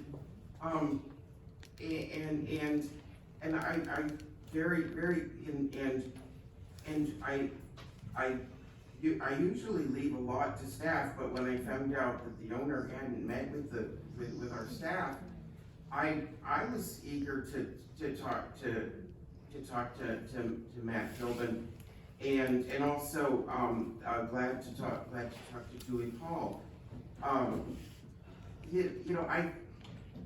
I think we all agree that this is an item that needs some care. This is something that should concern all of us. And I have to say, I'm very impressed with how the property owner has shown quite a lot of concern. I'm also very impressed that the property owner has provided housing for people in Lemon Grove. My wife and I provide housing for 3 other people besides me and my wife, but, so I don't think I do badly. But you know, how many people have refurbished buildings? How many people have gone out of their way to provide housing? And I think it's really important to remember, and I'm not saying that an ordinance is a bad idea, but I think something that's lost here is that ordinances don't build houses. Ordinances don't provide housing. It's people like this guy. And I just think it's time we recognize that. So I'd like to get some clarity. I mean, what does the county ordinance that was just passed relate to this case? Because I was under the impression that it did. And another question would be, if we don't pass an ordinance, could we possibly direct staff to work with the property owner and to make sure that we're finding solutions to the problems that have been identified? So I guess that's 2 questions. Maybe the city attorney wants to start. I apologize for the fact you've already said this, but I honestly didn't understand it. And sometimes I have to admit, once or twice I've gotten irritated with a student who is confused. I need to apologize if that person is anywhere within earshot, because I'm confused and I need to have something repeated. Thank you. I think one of your questions was, is this a mobile home park? Yes, I believe it is a mobile home park. That's my understanding. And if it is, then it's covered by this county ordinance, right? The county ordinance has a specific definition for what is covered. The county ordinance's definition includes apartments, residential housing structures, and including but not limited to those things. Mobile home parks are treated differently under the law. You have to call them out specifically in order for those mobile home parks to be covered, typically, which is why it is my position, in my opinion, after reading the ordinance. I read the whole thing, I analyzed it, I looked at it. It does not talk about mobile home parks at any point in the ordinance. Nobody has tested the ordinance. And so as I sit here, if somebody tested the ordinance to say it applies to my mobile home park and they win, I suppose perhaps I'm wrong, but it does not call out mobile homes parks specifically in the ordinance. And I can read the definition. You mean the county ordinance? The county ordinance. And I would add that the county ordinance specifically says that if a city adopts its own urgency ordinance, including a rental cap or an eviction moratorium, for example, the more strict ordinance will apply. Therefore, if the county ordinance is more strict than the ordinance that you may adopt today, the tenants who are at issue could rely on the county ordinance if it is more strict, or they could rely on the city's ordinance if it is more strict. They do not knock each other out. Rather, they are tools for tenants to protect themselves in the event that they are the subject of eviction, or if there are rental increases over and above that which is allowed by the urgency ordinances. Does that help? It helps. Okay. maybe not clarifies, but is helpful. I think that's as clear as I can be. Thank you. I think the situation I'm in is that I think I'm hearing that we can't rely on the county ordinance to apply to this case. I agree with you. Oh, and my other question was about, would we be able to simply, if we don't pass an ordinance tonight, would we be able to simply direct staff to work with the property owner to solve the problem? You can certainly give that direction. Thank you so much.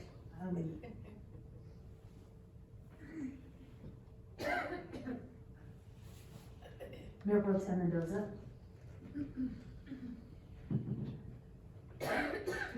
So, I want to start out by saying, I have, as I explained in my email to you earlier today, and I'm sorry that we missed each other. And, you know, we have, I also forgot that we have a relationship with you on previous, property. And so I know you're not a monster. I know you're a good person. I've had a long history with this, property, in question. As I told you, I've managed a food, pantry at St. John of the Cross Church for almost 20 years now. We used to deliver, the residents, at this property were in such dire straits that we used to personally deliver food to them instead of making them walk a block or two to the church because they didn't even have transportation to go and pick up food. We went there on a weekly basis. This property has been the subject of many complaints over the years, way before your time. Trash and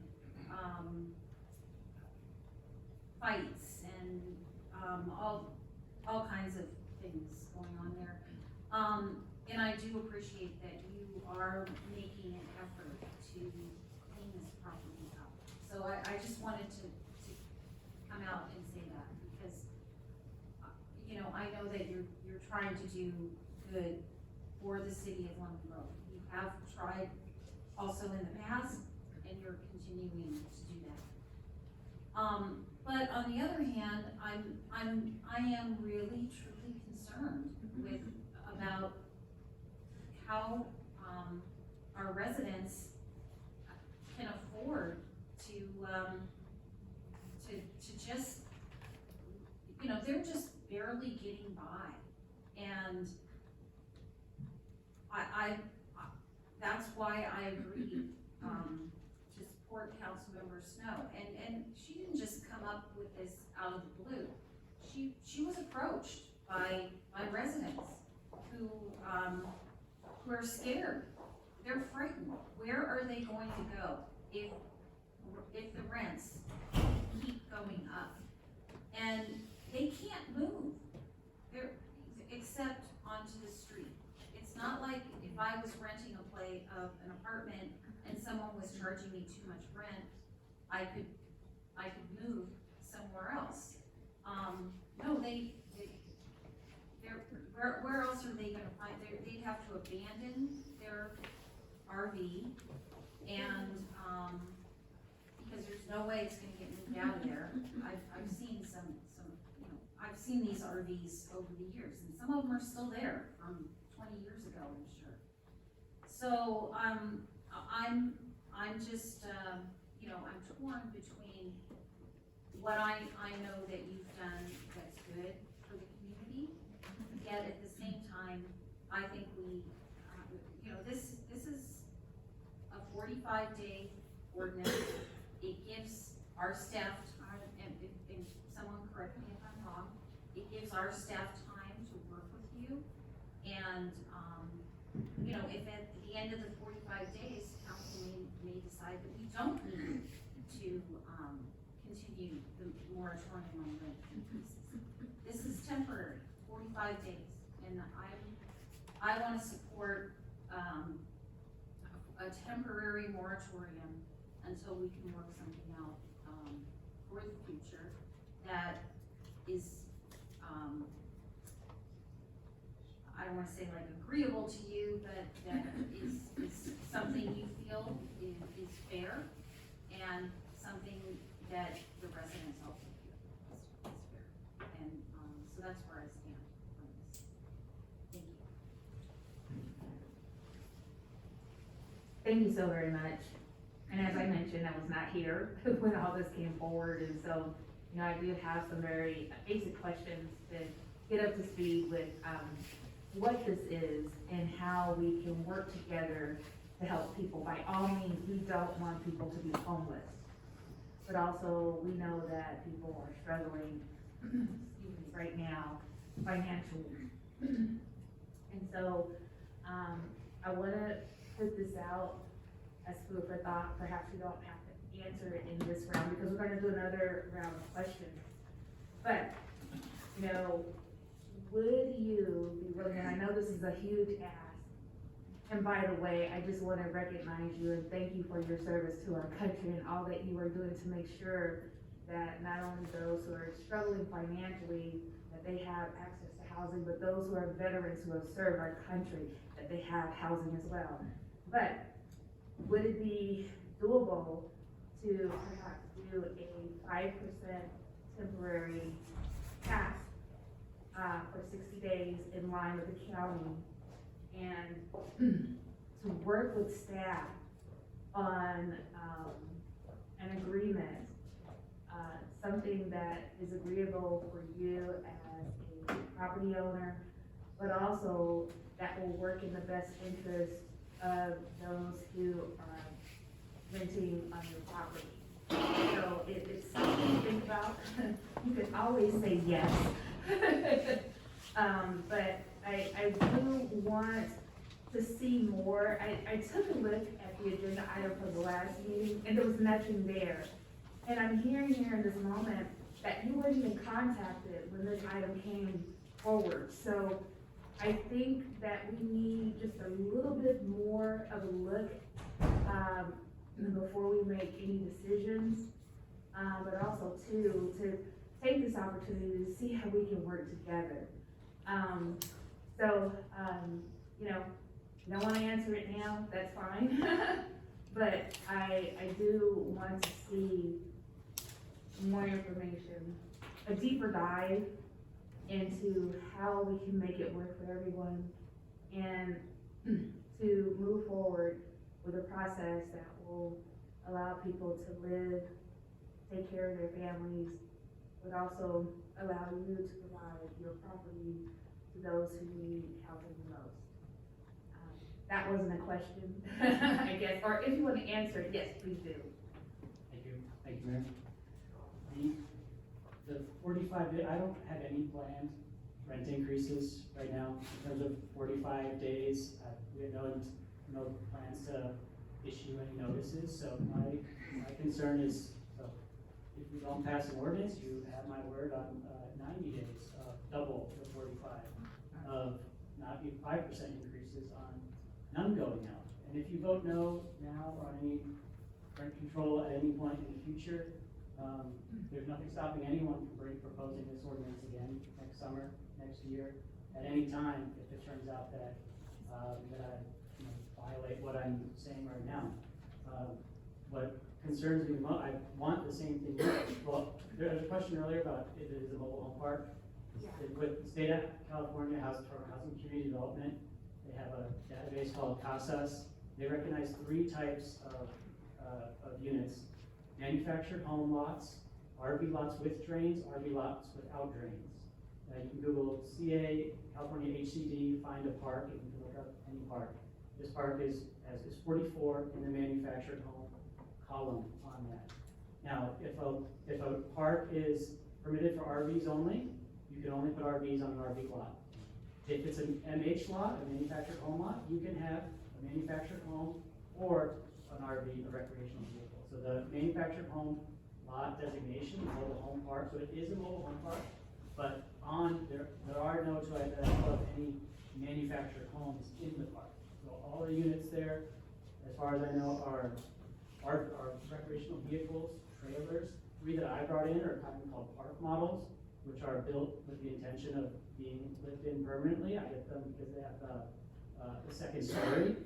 The other kinds are typically in there are 5th wheels or travel trailers, almost all of which are still on wheels with axles, with hitches. That could be any one of those out in a day, unless it's so old and unroadworthy, and probably unregistered and substandard anyway, that I'm probably risking my own liability by not enforcing, on cracking down on substandard housing units by certain recreational vehicle thresholds that I haven't looked at closely at out of consideration of thinking that people aren't on the budget that they can't afford more modern, recreational vehicle. In terms of relocating them, I own another park, in Julian, where I was given an offer to give someone I'll pay to move them, I'll give them, 3 months free to get used to it, and a 5-year lease, with 0% rent increases at only $500, and their rent can go down. I've had people, take me up on it, try to get a guy to come down now, but with the rent, they talked about it, he would have been homeless, he gets $750 a month in Social Security, which I thought the minimum for disability was like $950, but that's what he needs to live into that, but somehow he only gets $750. And there, I had to give him a job, picking up the trash debris around the park, because he couldn't even afford 500, plus utilities. And, and the ironic thing about, increasing homelessness is, Father Joe's Villages Landlord of the Year in 2017, 2018, Alpha Projects in 2019. I could just keep getting it every year, but I asked him to give it to someone else to spread the love around. I don't know of any unsubsidized housing provider, in the county who's done more for people of all backgrounds and all types of budgets. Actually, I believe I own 200 apartments, and I bought my first mobile home park for the express purpose of, we get phone calls from people who are not qualified or not the best qualified to afford an apartment. And I wanted something at a lower cost where instead of just saying no, I could redirect someone to something within their budget. So that's the origin story of how I ever even got into the park business in the first place. And I think now I wanted, in terms of wanting what's best for the residents and us all getting along, that's, I want the same thing. I just don't believe an ordinance is the best way to do that. I don't want to work on being someone that I'm enemies with, which is what I believe. There's lots of opportunities to purchase lots of parks with rent control in many locations. I've never purchased one and don't want to own one because the financial incentives are not aligned for performance, and you're hoping that they leave so you can re-rent it to someone else, unless you then have vacancy control also, which then removes any possible reason to ever reinvest in improving the park. And to the extent that the unit quality in there is not as aesthetic as I would like it to be, since purchasing the park, I've fixed lots of sewer problems, lots of electrical problems, a lot of things underground and relates to the infrastructure, and the units. And I chose the route of respecting maintaining below market rents on the longer term people in the older RVs, and allowing them to naturally turn over, to effectively gentrify the park at a more natural pace without inconveniencing anyone by making them leave, just so I can, it's better for me, both financially and every way, to have a nicer park, but I made that compromise voluntarily from the get-go. And so I heard you say the word compromise. And that's exactly what my first question was, a verbal compromise. And I heard you say rather than 60 days, 90 days of not making any movement with the residents in terms of a rent increase. The one part that I didn't hear anything about was,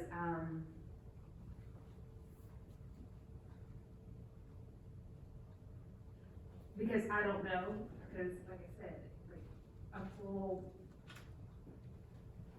agenda item has not been provided, but, are there any residents on that site who are on the verge of being homeless?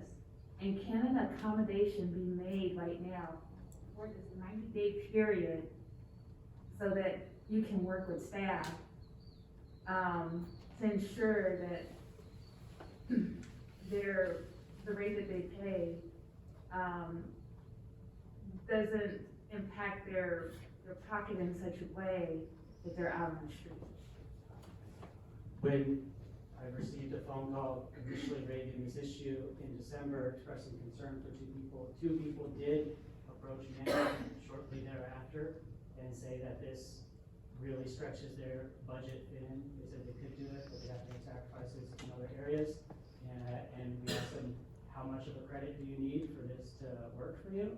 They said a number, and I gave them, I said yes to both, with no attempted negotiation. And that was implemented in December, prior to a couple days ago, when I first heard that an ordinance was even being pondered. So, you know, I made that compromise. In terms of permanent rent control, me voluntarily going with that, I would, if it was, in terms, I'm 90% sure that if it did happen, the park would continue to exist and to some extent, but I would not remain the owner if it was subject to permanent rent control. That may work out to I don't believe that would be in the residents' best interest. You know, talk about storm damage. I had 5 apartments under 4 feet of water and 4 apartments under 2 feet of water. I had crew 10 guys there the next day, got people into alternate locations, the best possible thing you could have had. And then I got a call a couple days ago from the county asking me what sort of resources I might need for a dumpster or something. And I said, I had 10 guys there the next day. It's done. I got it done. So that's my attitude for the park and for all the 1,500 people that I provide homes for in San Diego County. And it's not a venture capital group or something. It's just a guy who lives here. So just a person. So I have just a guy. It's owned by. Thank you so very much. It's owned by a corporation, owned by me. There you go. Yeah, for asset liability protection reasons, because I get sued by people all the time. So, as I was Various asking reasons. my questions, I just wanna say thank you so very much, and, I'll wait, to my second round to ask my final questions, and allow the other council members to ask their questions and provide their comments, and I'll start with Councilmember Snow.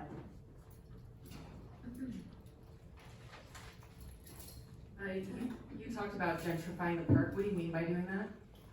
What I say with as the older trailers, the recreational vehicles, the fifth wheel travel trailers, on wheels and hitches, whenever they leave on their own accord, for whatever reason, which doesn't happen a lot, but through death, our most recent one was a death. Prior to that, there were 2 others who were evicted. One had probably not paid rent close to a year, not a single penny. And then the other one had been a professional scammer, basically, been evicted 5 times in the last couple of years, and couldn't get the name of them because I think they were highly trained. There's all sorts of reasons, but all the residents surrounding them were extremely grateful when they were gone, I would say. They moved in, they lied their application, they did under false pretenses. What does gentrification mean? It's not about the To me, nature to of me, the, it means hang on just a improvement. second, let me talk. So gentrification means you get rid of the old people that are living there, the current residents that are living there, and you, upgrade them for a wider community? Is that what you mean by gentrification? What I mean by it is That's exactly why I'm bringing this up. No, He said that he was gentrifying our community. That's why I'm calling out the racism in that.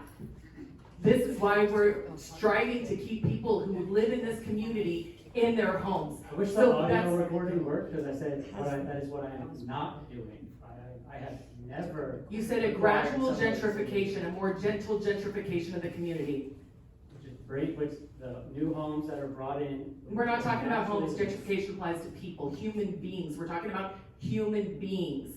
And so I think that the audience may not understand what you mean when you say gentrification. For our community that is largely made up of people of brown and black, that's a threat to our community about the people who exist and live in this community right now. That's who we're up here fighting for, to be able to keep in their homes. This transition to the tiny home model, where your tiny homes cost, $82,000, and you're charging them $1,100 for rent, and you're agreeing to a 5% increase for them over the long-term period, when it is okay for them to pay only 5%, but not the people who are on fixed incomes, and you're gonna break up their rent to 25%, that's where the problem comes in. You are kicking out the people who are most on the fringes, who have spent their lives there in that community, and we're trying to be able to keep them in their homes and not on the street. And I really think you're disrespecting the people who I spoke to and providing mischaracterization of them, and you should be careful in how you characterize the people you make homeless in our community. They are our community members, and how you are maligning them in this conversation, I find very disturbing. So I need you to tell me why, in the pictures that we saw, you're doing a 25% increase when you have not done a 25% improvement for these people. You have trash piled up in there. The laundry facilities have never been improved since you've taken over. These common areas are in deplorable condition. It is not a nice park. You have not done the things that you need to maintain those common areas that you've agreed to maintain. For the services that you no longer provide, you have not provided a discount. And for the people you claim to have given a discount, did you actually give them a discount? There are two people. Look, I have my property management software on my phone right now. If you give me a space number, I'll hand you my phone. They are scared to death. They wouldn't come here, and they were scared to death of retaliation. It's not the friendly, hoo-ha group you think that we're having here. These people were too scared to come to this meeting today. They called me 3 times this afternoon to make sure that their information wasn't disclosed in this meeting. They fear retaliation. They cannot afford to be kicked out of this park. And between that 25% increase and their fear right now, it's really disturbing. And so I get that you are providing a service in our community, but I don't like that you've disregarded and haven't found out whether you need permits for these tiny homes. It looks to me that you're incentivized to kick out the old residents so that you can put in tiny homes in this park and create a more gentrified community. And what I'm fighting for is for the people that live here now to be able to stay there, to be able to afford to live there, to live out their years there, to bring up their family and their children there. We're talking about 20 kids. If you continue on your path right now of doing these large jumps and increases, there's no way that these people will be able to stay there. They will move out. You'll move a tiny home in here, so you're incentivized to get rid of them, so you can put in your tiny homes there. And now you can make more money. You're getting $1,100 a month at a 5% increase, which is somehow reasonable there, but not reasonable for the people that are there now. $82,000 for the unit. So when you factor that out, that's about $600 a year for the mortgage and $1,100 for the rent space. You're making $2,000 where you're only making $900 right now on the rent. So you're incentivized to get rid of them so you can put in these tiny homes. So what I'm doing right now is trying to make sure that these people can stay there, so that these people can maintain their lives if they have them close to their doctors, not moving all the way out to Julian, but here in the community, which is 20 minutes from everywhere, close to the freeway, close to rapid transit, close to their doctors, close to their family members. I'm trying to keep that in place. So when we're talking about a moratorium, it's necessitated because you did a 25% increase in less than 12 months. We heard from one of your tenants today, it's too much money. I've heard multiple of your tenants, and it's too much money for them. So we're just trying to do something reasonable. I reached out to you personally before this and had several conversations, and we had email exchanges. Your basic message to me was, I can do it under the law, so I'm gonna do it. I asked for compromise, I got 0. So even though you're up here and saying, as a corporation, which is a corporation that you own, that has multiple properties throughout the county, that has significant amount of revenue, you're going to squeeze $160 increase out of a family who that represents 20% of their income. And so that's they have nothing left. When you talk about they'll cut corners, that means they're cutting corners on their food. That means they're cutting corners on being able to make co-pays to their medical bills. These are people who buy $6 Starbucks. These are people who use $6 to buy a week's worth of food. And so that's what we're really fighting for here. And that's why I'm really stressing to this community. I reached out to him before we got here. I talked to him personally. I asked him if he would reduce these amounts, and he said no. And so that's why I'm here now. Councilmember LeBaron? Our one phone call There's no question. Thank you. Please don't use black and brown people's struggle for your political posturing. We have enough of that in our community. He didn't say race, you did. So what I'm gonna do is, That's what it means. Look it up. like, at this moment, I'm just gonna go ahead Four and comes move in all on colors. to Councilmember LeBaron. You were gonna say something, go ahead. There's, in our one, would like to respond to, but, in our one phone call, the starting point was that there is a state law that caps rent increases at 5%. There was a screenshot of it there, the screenshot from my phone circled, where, yes, there is a statewide cap at 5%. What I circled, which was in the presentation, was it says for a qualified mobile home park. A qualified mobile home park in Assembly Bill 978 or something like that is any park which simultaneously is located on two incorporated cities. It was a specific law passed just to target Rancho La Paz in Anaheim, one park. So that was my screenshot on there circling it, showing that that was my response to it. Because the accusation was what I'm doing is illegal. So I demonstrated why what I'm doing is not legal. And I'm also not an attorney. It's my understanding that you are a professional attorney at this. So that was what the screenshot was, which is from my phone in the slide. And I didn't just say no compromise, conversation over. I said, you can either send me a list of names of anyone whose case you would like revisited for a rent decrease, or they can contact management directly. And 2 people did contact management directly. And the only reason I'm not saying their names publicly right now is because I believe that I'm not supposed to do that. But I'm happy to do that and give you an exact dollar amount of these credits by name that they're receiving if requested of me, either in private or in person. You accuse me of not really giving them the credit. I did, and I'm willing to do, show it by name if that's requested. Thank you, and again, I'm moving on to Councilmember LeBaron. Okay, it is very, very clear that there are very strong feelings on this, and I have no doubt that my council colleague, Ms. Allison Snow, feels very passionately about helping people. I have no doubt about that. Let me say this, and as you guys can all see, my skin is very brown.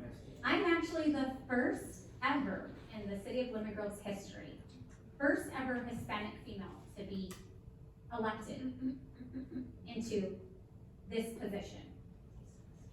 So I'm gonna talk from that standpoint because I am the people of the city. People of this city that we're talking about, brown and black people, they look like me. And after a very long time, they had their first elected Latina woman in me, which is something that actually all of you here failed to acknowledge. So I want to say, I have no doubts that you have you have a passion for helping people. That is obvious, of course. This is my perspective. As an actual Latina, as someone who's brown, is I think some emotions need to get piped down, okay? I think that there's a lot of virtue signaling going on. There's a lot of hyping stuff up where it does not need to get hyped up. I think that actually the travesties here, right now we're putting our efforts on wanting to help people of color, which is a very good thing to want to do. We're putting that energy and that heart for helping people on a place, this is how I feel, where there is no issue actually. And I'm gonna circle back to where there actually is an issue. And that's in this larger community, and the same people that we're professing here that we wanna help so vehemently, they don't have any sidewalks to walk on, ma'am. They're out here with their 5 kids, with their 3 kids, with their 4 kids, walking from the trailer park to their schools with no sidewalks, risking their lives every morning. That's the real problem. Okay? Those same people, if they have a car, they're of very limited means. And they're driving their vehicles on roads that have giant potholes because upkeeping the infrastructure is so far down on the list of to-dos for the city leadership. So the real damage happening to Latinos in this community and to Black people in this community is that this city does not prioritize taking care of us on a daily basis. Let me say that. Councilmember LeBaron. Yeah? I'm taking over temporarily for for Mayor Vasquez. She needs to excuse herself. Perfect. Okay. At this point, I need you to confine your comments. Excuse me, she just had about 10 minutes nonstop, so ma'am, you need to stop. Confine your comments to the agenda item. Yeah, I'm there. You've been making decisions, we've all been making decisions that harm Black and brown people with every single day when we do not fight to fix everyday problems. And here, we're using all of our energy and all of our passion to virtue signal, to try to get our names in the paper so that this ma'am right here, with a little thing on her hair and the glasses, can write an article where we're propping up a politician for wanting to supposedly protect brown and Black people. Okay. So, the same people that we're trying to protect, like I said, we have no sidewalks, our streets are messed up, we don't have proper policing. Please confine yourself to the topic, which is the moratorium on mobile home parks. We're giving you a wide latitude here. Yeah, and I'm talking about the mobile parks because she mentioned that it has to do with brown and Black people, and I now happen to be brown, so I'm gonna speak on that. So please, be quiet while I continue. So communication goes a long way. You need to confine your comments to the topic at hand. We're not talking about sidewalks, we're not talking about streets right now. We're gonna talk about that later. Right now, we're talking about the moratorium on Yes. for mobile home parks. Yeah. So please confine your comments to that. Yeah. Or I'm going to call. Ma'am, a you're recess. interrupting me unnecessarily. I'm talking about the mobile home parks and the people that live there. Okay, so communication goes a long way, and we haven't done any of this in good faith. Actually, rather, this is politicking for someone's personal benefit at its finest. And we are using her very genuine desires to help people to try to posture her for her political campaign later this year. So you're running? This topic of discussion is rushed, it's not cooperative at all, or in good faith. It's not a good faith effort to have a harmonious community. This is an example of planned out political moves to make Allison look good when she campaigns for mayor later this year. Timing is key, but the city knows that. That's exactly why management is allowing this to be agendized so quickly, whereas we can't provide proper response to failing infrastructure as seen during the recent storms. This man has stated he has no intention of pricing people out, and the facts and data actually prove that. This is something being decided on with emotion, which is very illogical. It's a very illogical way of doing the city's business. This is a prime example of the city trying to create a problem where there is none. To control the voting populace's opinion, to control brown and Black people's opinion, so that lady right there can write an article, that's a writer for the UT, so she can write an article professing how great this woman is, so that everybody in Lemon Grove can think, how awesome, let's vote for her. Politicking at its finest. Are you running? Politicking at its finest. Never mind that the whole city's crumbling and falling apart, but Allison Snow's passing something that's going to help brown and Black people. That's good. I bet you shit, that's what her topic, that's what her little headline's going to say. Interesting. So this ask for a vote is trying to build divides that don't really seem to exist. This doesn't seem to be genuine, but rather it's political overreach to favor, I'm going to say it, Miss Snow politically. She's going to write an article, I'm calling it as it is. Her name's going to be all over it. She's about to be on News 10 or ABC News or something. Never mind that this man has a genuine desire to work with the city and to work with the people of this mobile park, which are Black and brown. Please write that in your notes, ma'am. Councilmember LeBaron. But we're going to make a problem where there really doesn't seem to be one because this man has an attitude for working together. Councilmember LeBaron. I just want to make sure that we stay on topic. This is a very important matter. And what we wanna do is, we wanna make sure that people have a safe place over their head. Battery's But dying, also, sorry folks. we wanna You make can catch the rest sure tomorrow. that, the property owner is involved in the process of coming to a space and a place where we can all work together. And so I believe, while I did step away for a moment, that you were able to convey your thoughts, regarding this particular agenda item. What I'd like to do is move on. Clearly. I have my question for you. Okay, one question, and then I really wanna move on to Councilmember Jackson, because, we do have a few other agenda items that we have to get to tonight. So- I understand, Madam Mayor. Of course.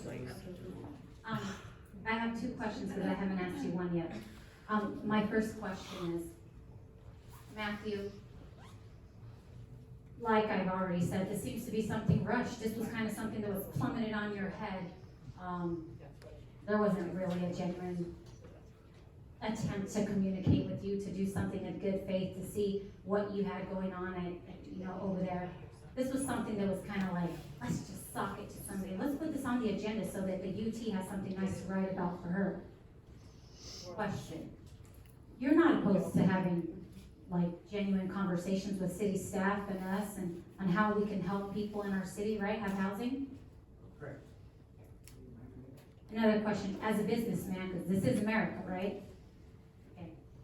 You're highly motivated to keep your mobile home park in excellent condition for your residents, are you, being that you're a businessman? Correct. Thanks. Thank you so very much, Councilmember Gasko. Thank you. Madam Mayor, I wonder if would it be appropriate for me to make a motion? Yes, you may, make a motion. Oh. Okay. We would have to have a motion to close the public hearing, but we cannot do that until we finish with our questions and comments. When that part is complete, then anyone can make a motion to close the public hearing. And then after that, we can go into deliberation. And as part of that, in your deliberation, you can make a motion as well. Thank you. So I can't make a motion now, but after the public hearing is closed, I will make a motion, that we direct staff to work with the property owner to solve the issues. On the question of gentrification, I don't think of tiny homes as gentrification. And I wonder, I don't want to get too hung up on a particular word in our interpretations of it, but I wanted to say that the kind of changes that you're talking about, that it doesn't sound to me like great gentrification. It sounds like making a mobile home park a little nicer. Or maybe transitioning to tiny homes, which last I checked, tiny homes were one of the many possible solutions to homelessness in this county.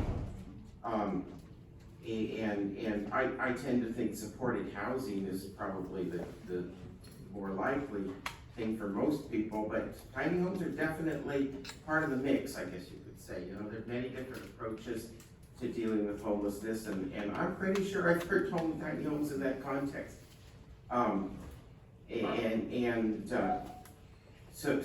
So yeah, I guess my two comments are that maybe gentrification isn't the word, because I think I understand the essence of what you're talking about. And tiny homes are often brought up as a possible way of addressing the need for low-income housing. And after the public hearing is closed, I will be making a motion that we direct staff to work with the property.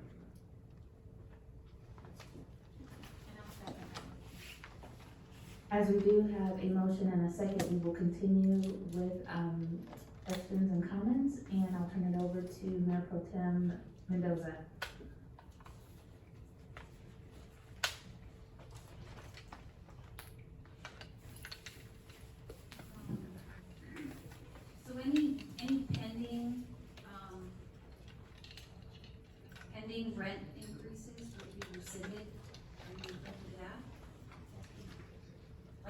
you've already sent letters to people telling them that their rent is going to increase another $100 a month, correct?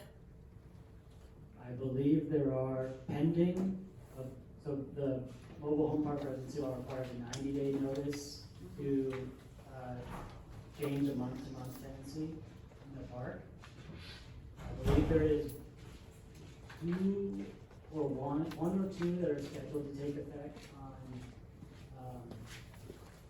March 1st, and there might be one that's scheduled to take effect April 1st. There's a total of 3 over the next 2 months, I believe. I don't know their amounts, but I could give you my word, whatever ones that are scheduled ones there are, I'll drop them down to I'll apply rental credit so that the amount they actually pay is what it would be if the rent was only increased 5%. I'd also like to say that I didn't know that the word gentrify is linked to anything racial. That is true, then I apologize and I retract it. I did not know that.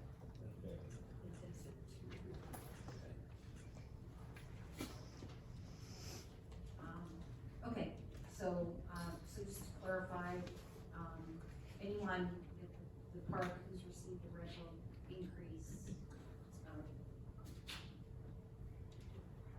So if you are one of the 3 people I believe there are that are scheduled to have a rent increase, a pending rent increase that takes effect at a future time from now, I believe there are 3 people, then you will receive a rental credit so that the new rent you are charged on March 1st or April 1st is only 5% more than what you were previously paying.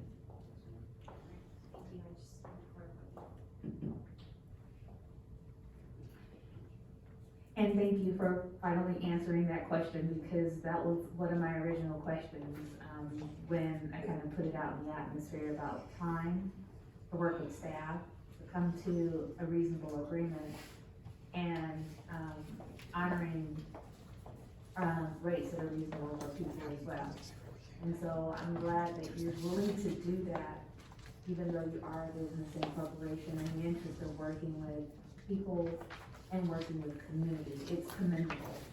I also want to make sure that you are okay in doing that for 90 days.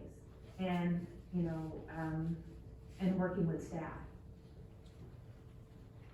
Because I said 60, but you put out 90, Yes, so. yes to the 90, and yes with having a discussion with staff, without knowing the substance of that, what that may be, not committed to an outcome with staff, but willing to be completely transparent in park operations and share any information I have with them, and so that we can make informed decisions. My belief is that the park has existed for 70, 80 years or something like that without being governed by law, and it is the home of many people who very passionately want to stay there. And I know I'm capable of continuing to provide that service to residents who are there. So. Thank you for stating that on the record. The one thing before we actually close a public hearing that I'd like to say is, for me and personally, what I'd like to see is the park clean and safe. And so, the question is, how can we make that happen? And, it should be a space where the community spaces are truly community spaces in what people consider home. And so I'm hoping that we can move forward in that regard as well. I just wanted to share that with you. And then I'll turn this over to staff to see if there are any other comments. And then I will see if we have a motion to close. Oh, we actually do. I just want to verify that we do have a motion and a second to close the public hearing. Because I know Councilmember Gasto, he made a motion. Okay, so then we will need a motion and a second to close the public hearing after staff. Thank you, Madam Mayor and City Council members. I quickly conferred with the city attorney, both the city attorney and I would be the staff that would work with, the property owner. However, we need a specific direction of what you would like us to accomplish when we work with the property owner.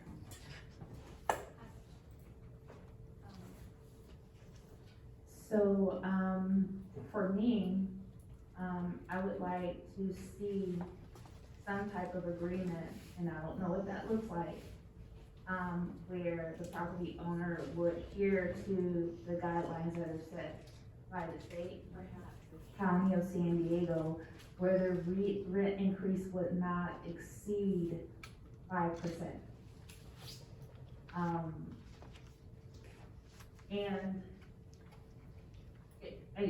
I'll check with our city attorney to see if that's doable. The state law that was referenced earlier regarding the 5% cap is currently in the appeals court. And so it's not clear whether state law will control a cap at 5% or not. There is no guarantee that state law controls mobile home rent increases, which is why a local ordinance, which is why it is allowed to be a local ordinance. If state law changes, then it could be that that would control, but at this point, that's in the appellate court, and so it's not applicable. And I believe that was AB 978 that was mentioned, or do I have it right?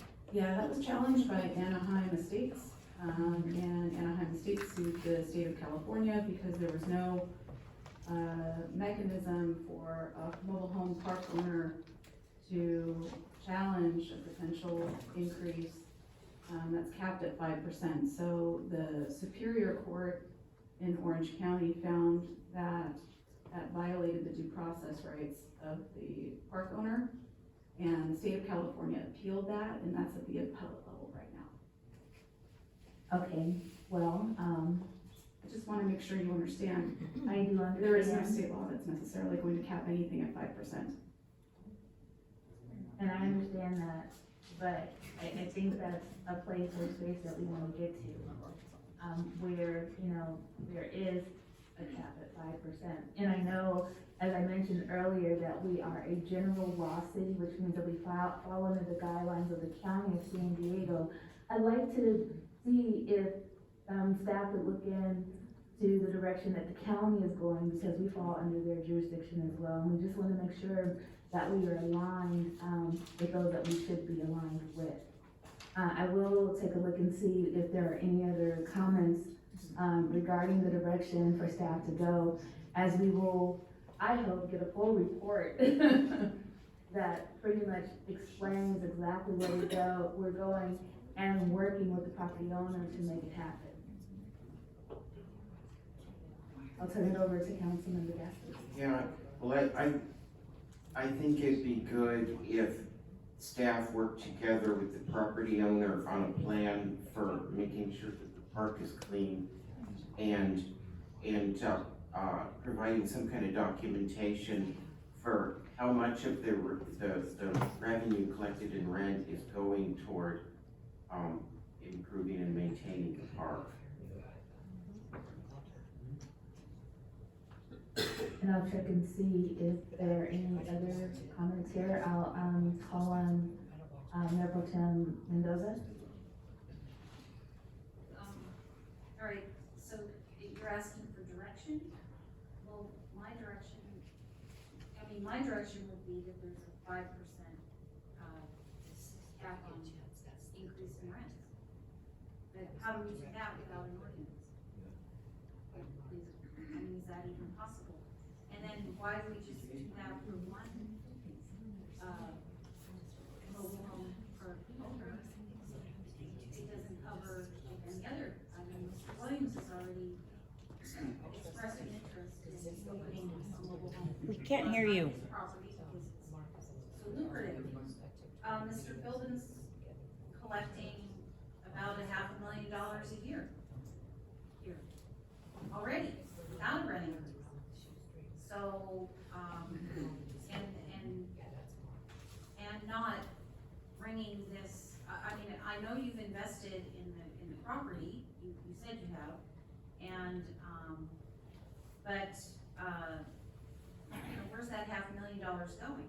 Maybe it's going into the tiny homes that you're buying, and then you're gonna sell, but you're not investing. It doesn't look like you're investing any of that money in the property. So that's the direction I would wanna go, is that there is, a limit on, but like I said, then that's, can you do that for every mobile home park that opens up in Lemon Grove? So I've been in California since 1996. Please auto, sign up. You know, that's the point of doing this, is charging, you're charging way too much money to people who can't afford it, and you're not doing anything to keep up the property. It's in bad shape.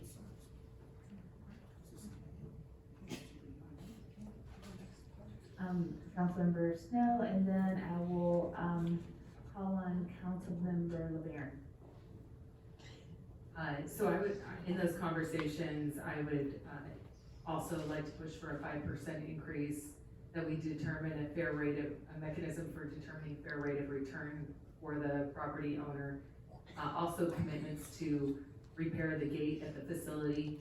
The gate is broken, to fix the broken appliances in the laundry room, clean up the laundry room, fix the toilets and the showers, make them accessible to the community members there, and to maintain the property in a clean and safe manner.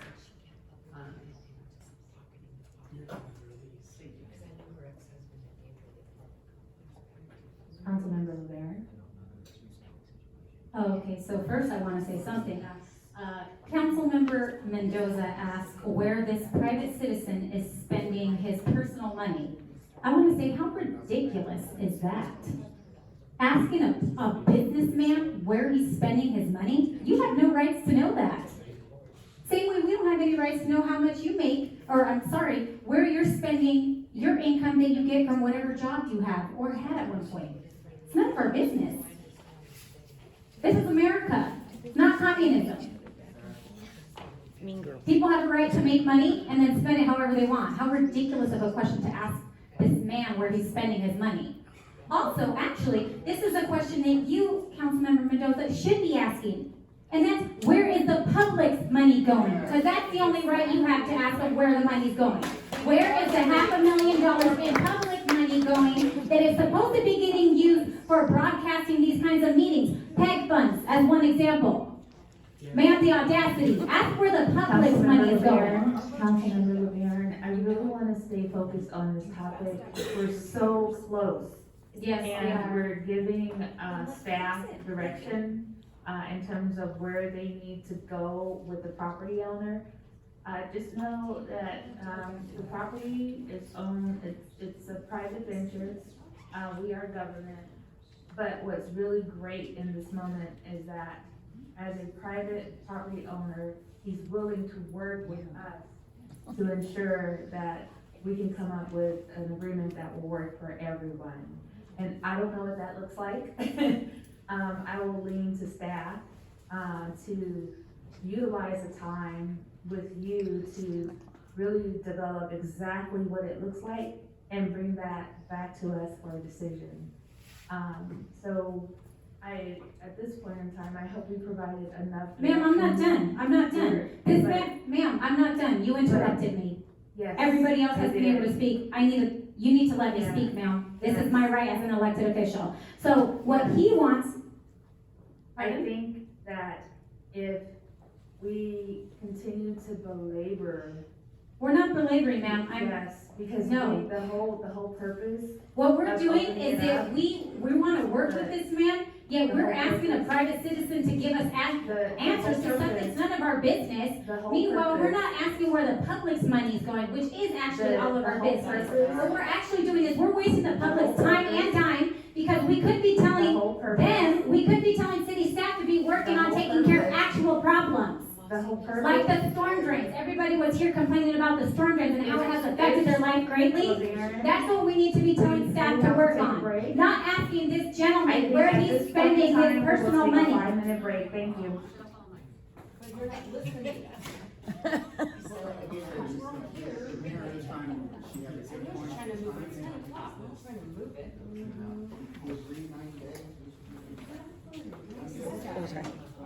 I see. We needed a couple steps exercise. Blood.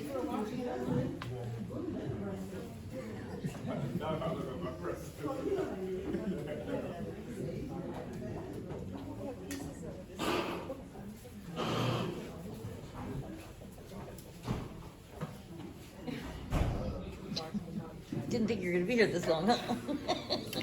No, it's my first city council meeting back in San Diego. I was up in the Oh. Seattle Times for like the past 6 months. Oh wow, what's it like there? Different. Different than It's this. different.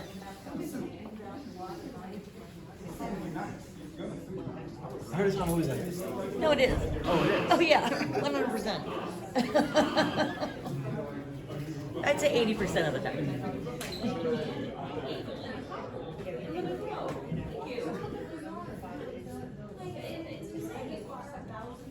I'm gonna get fresh air while I can. I feel like we might be here till tomorrow. At this rate.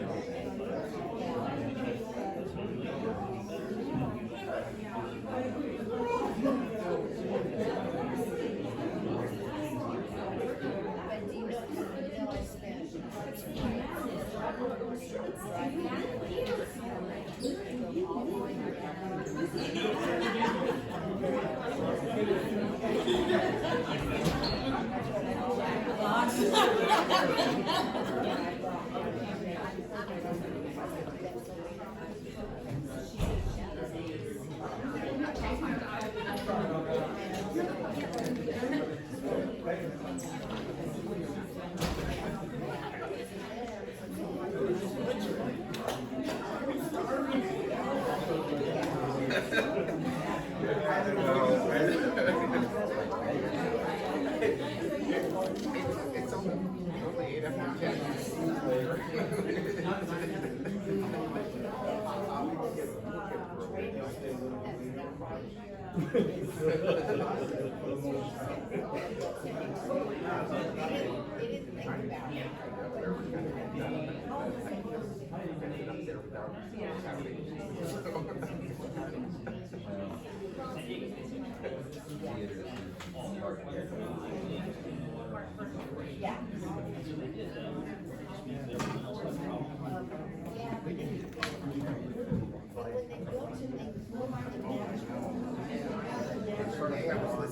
recording of something I said, and he was like, shove my coming and goes, way worse than that. Notice this too.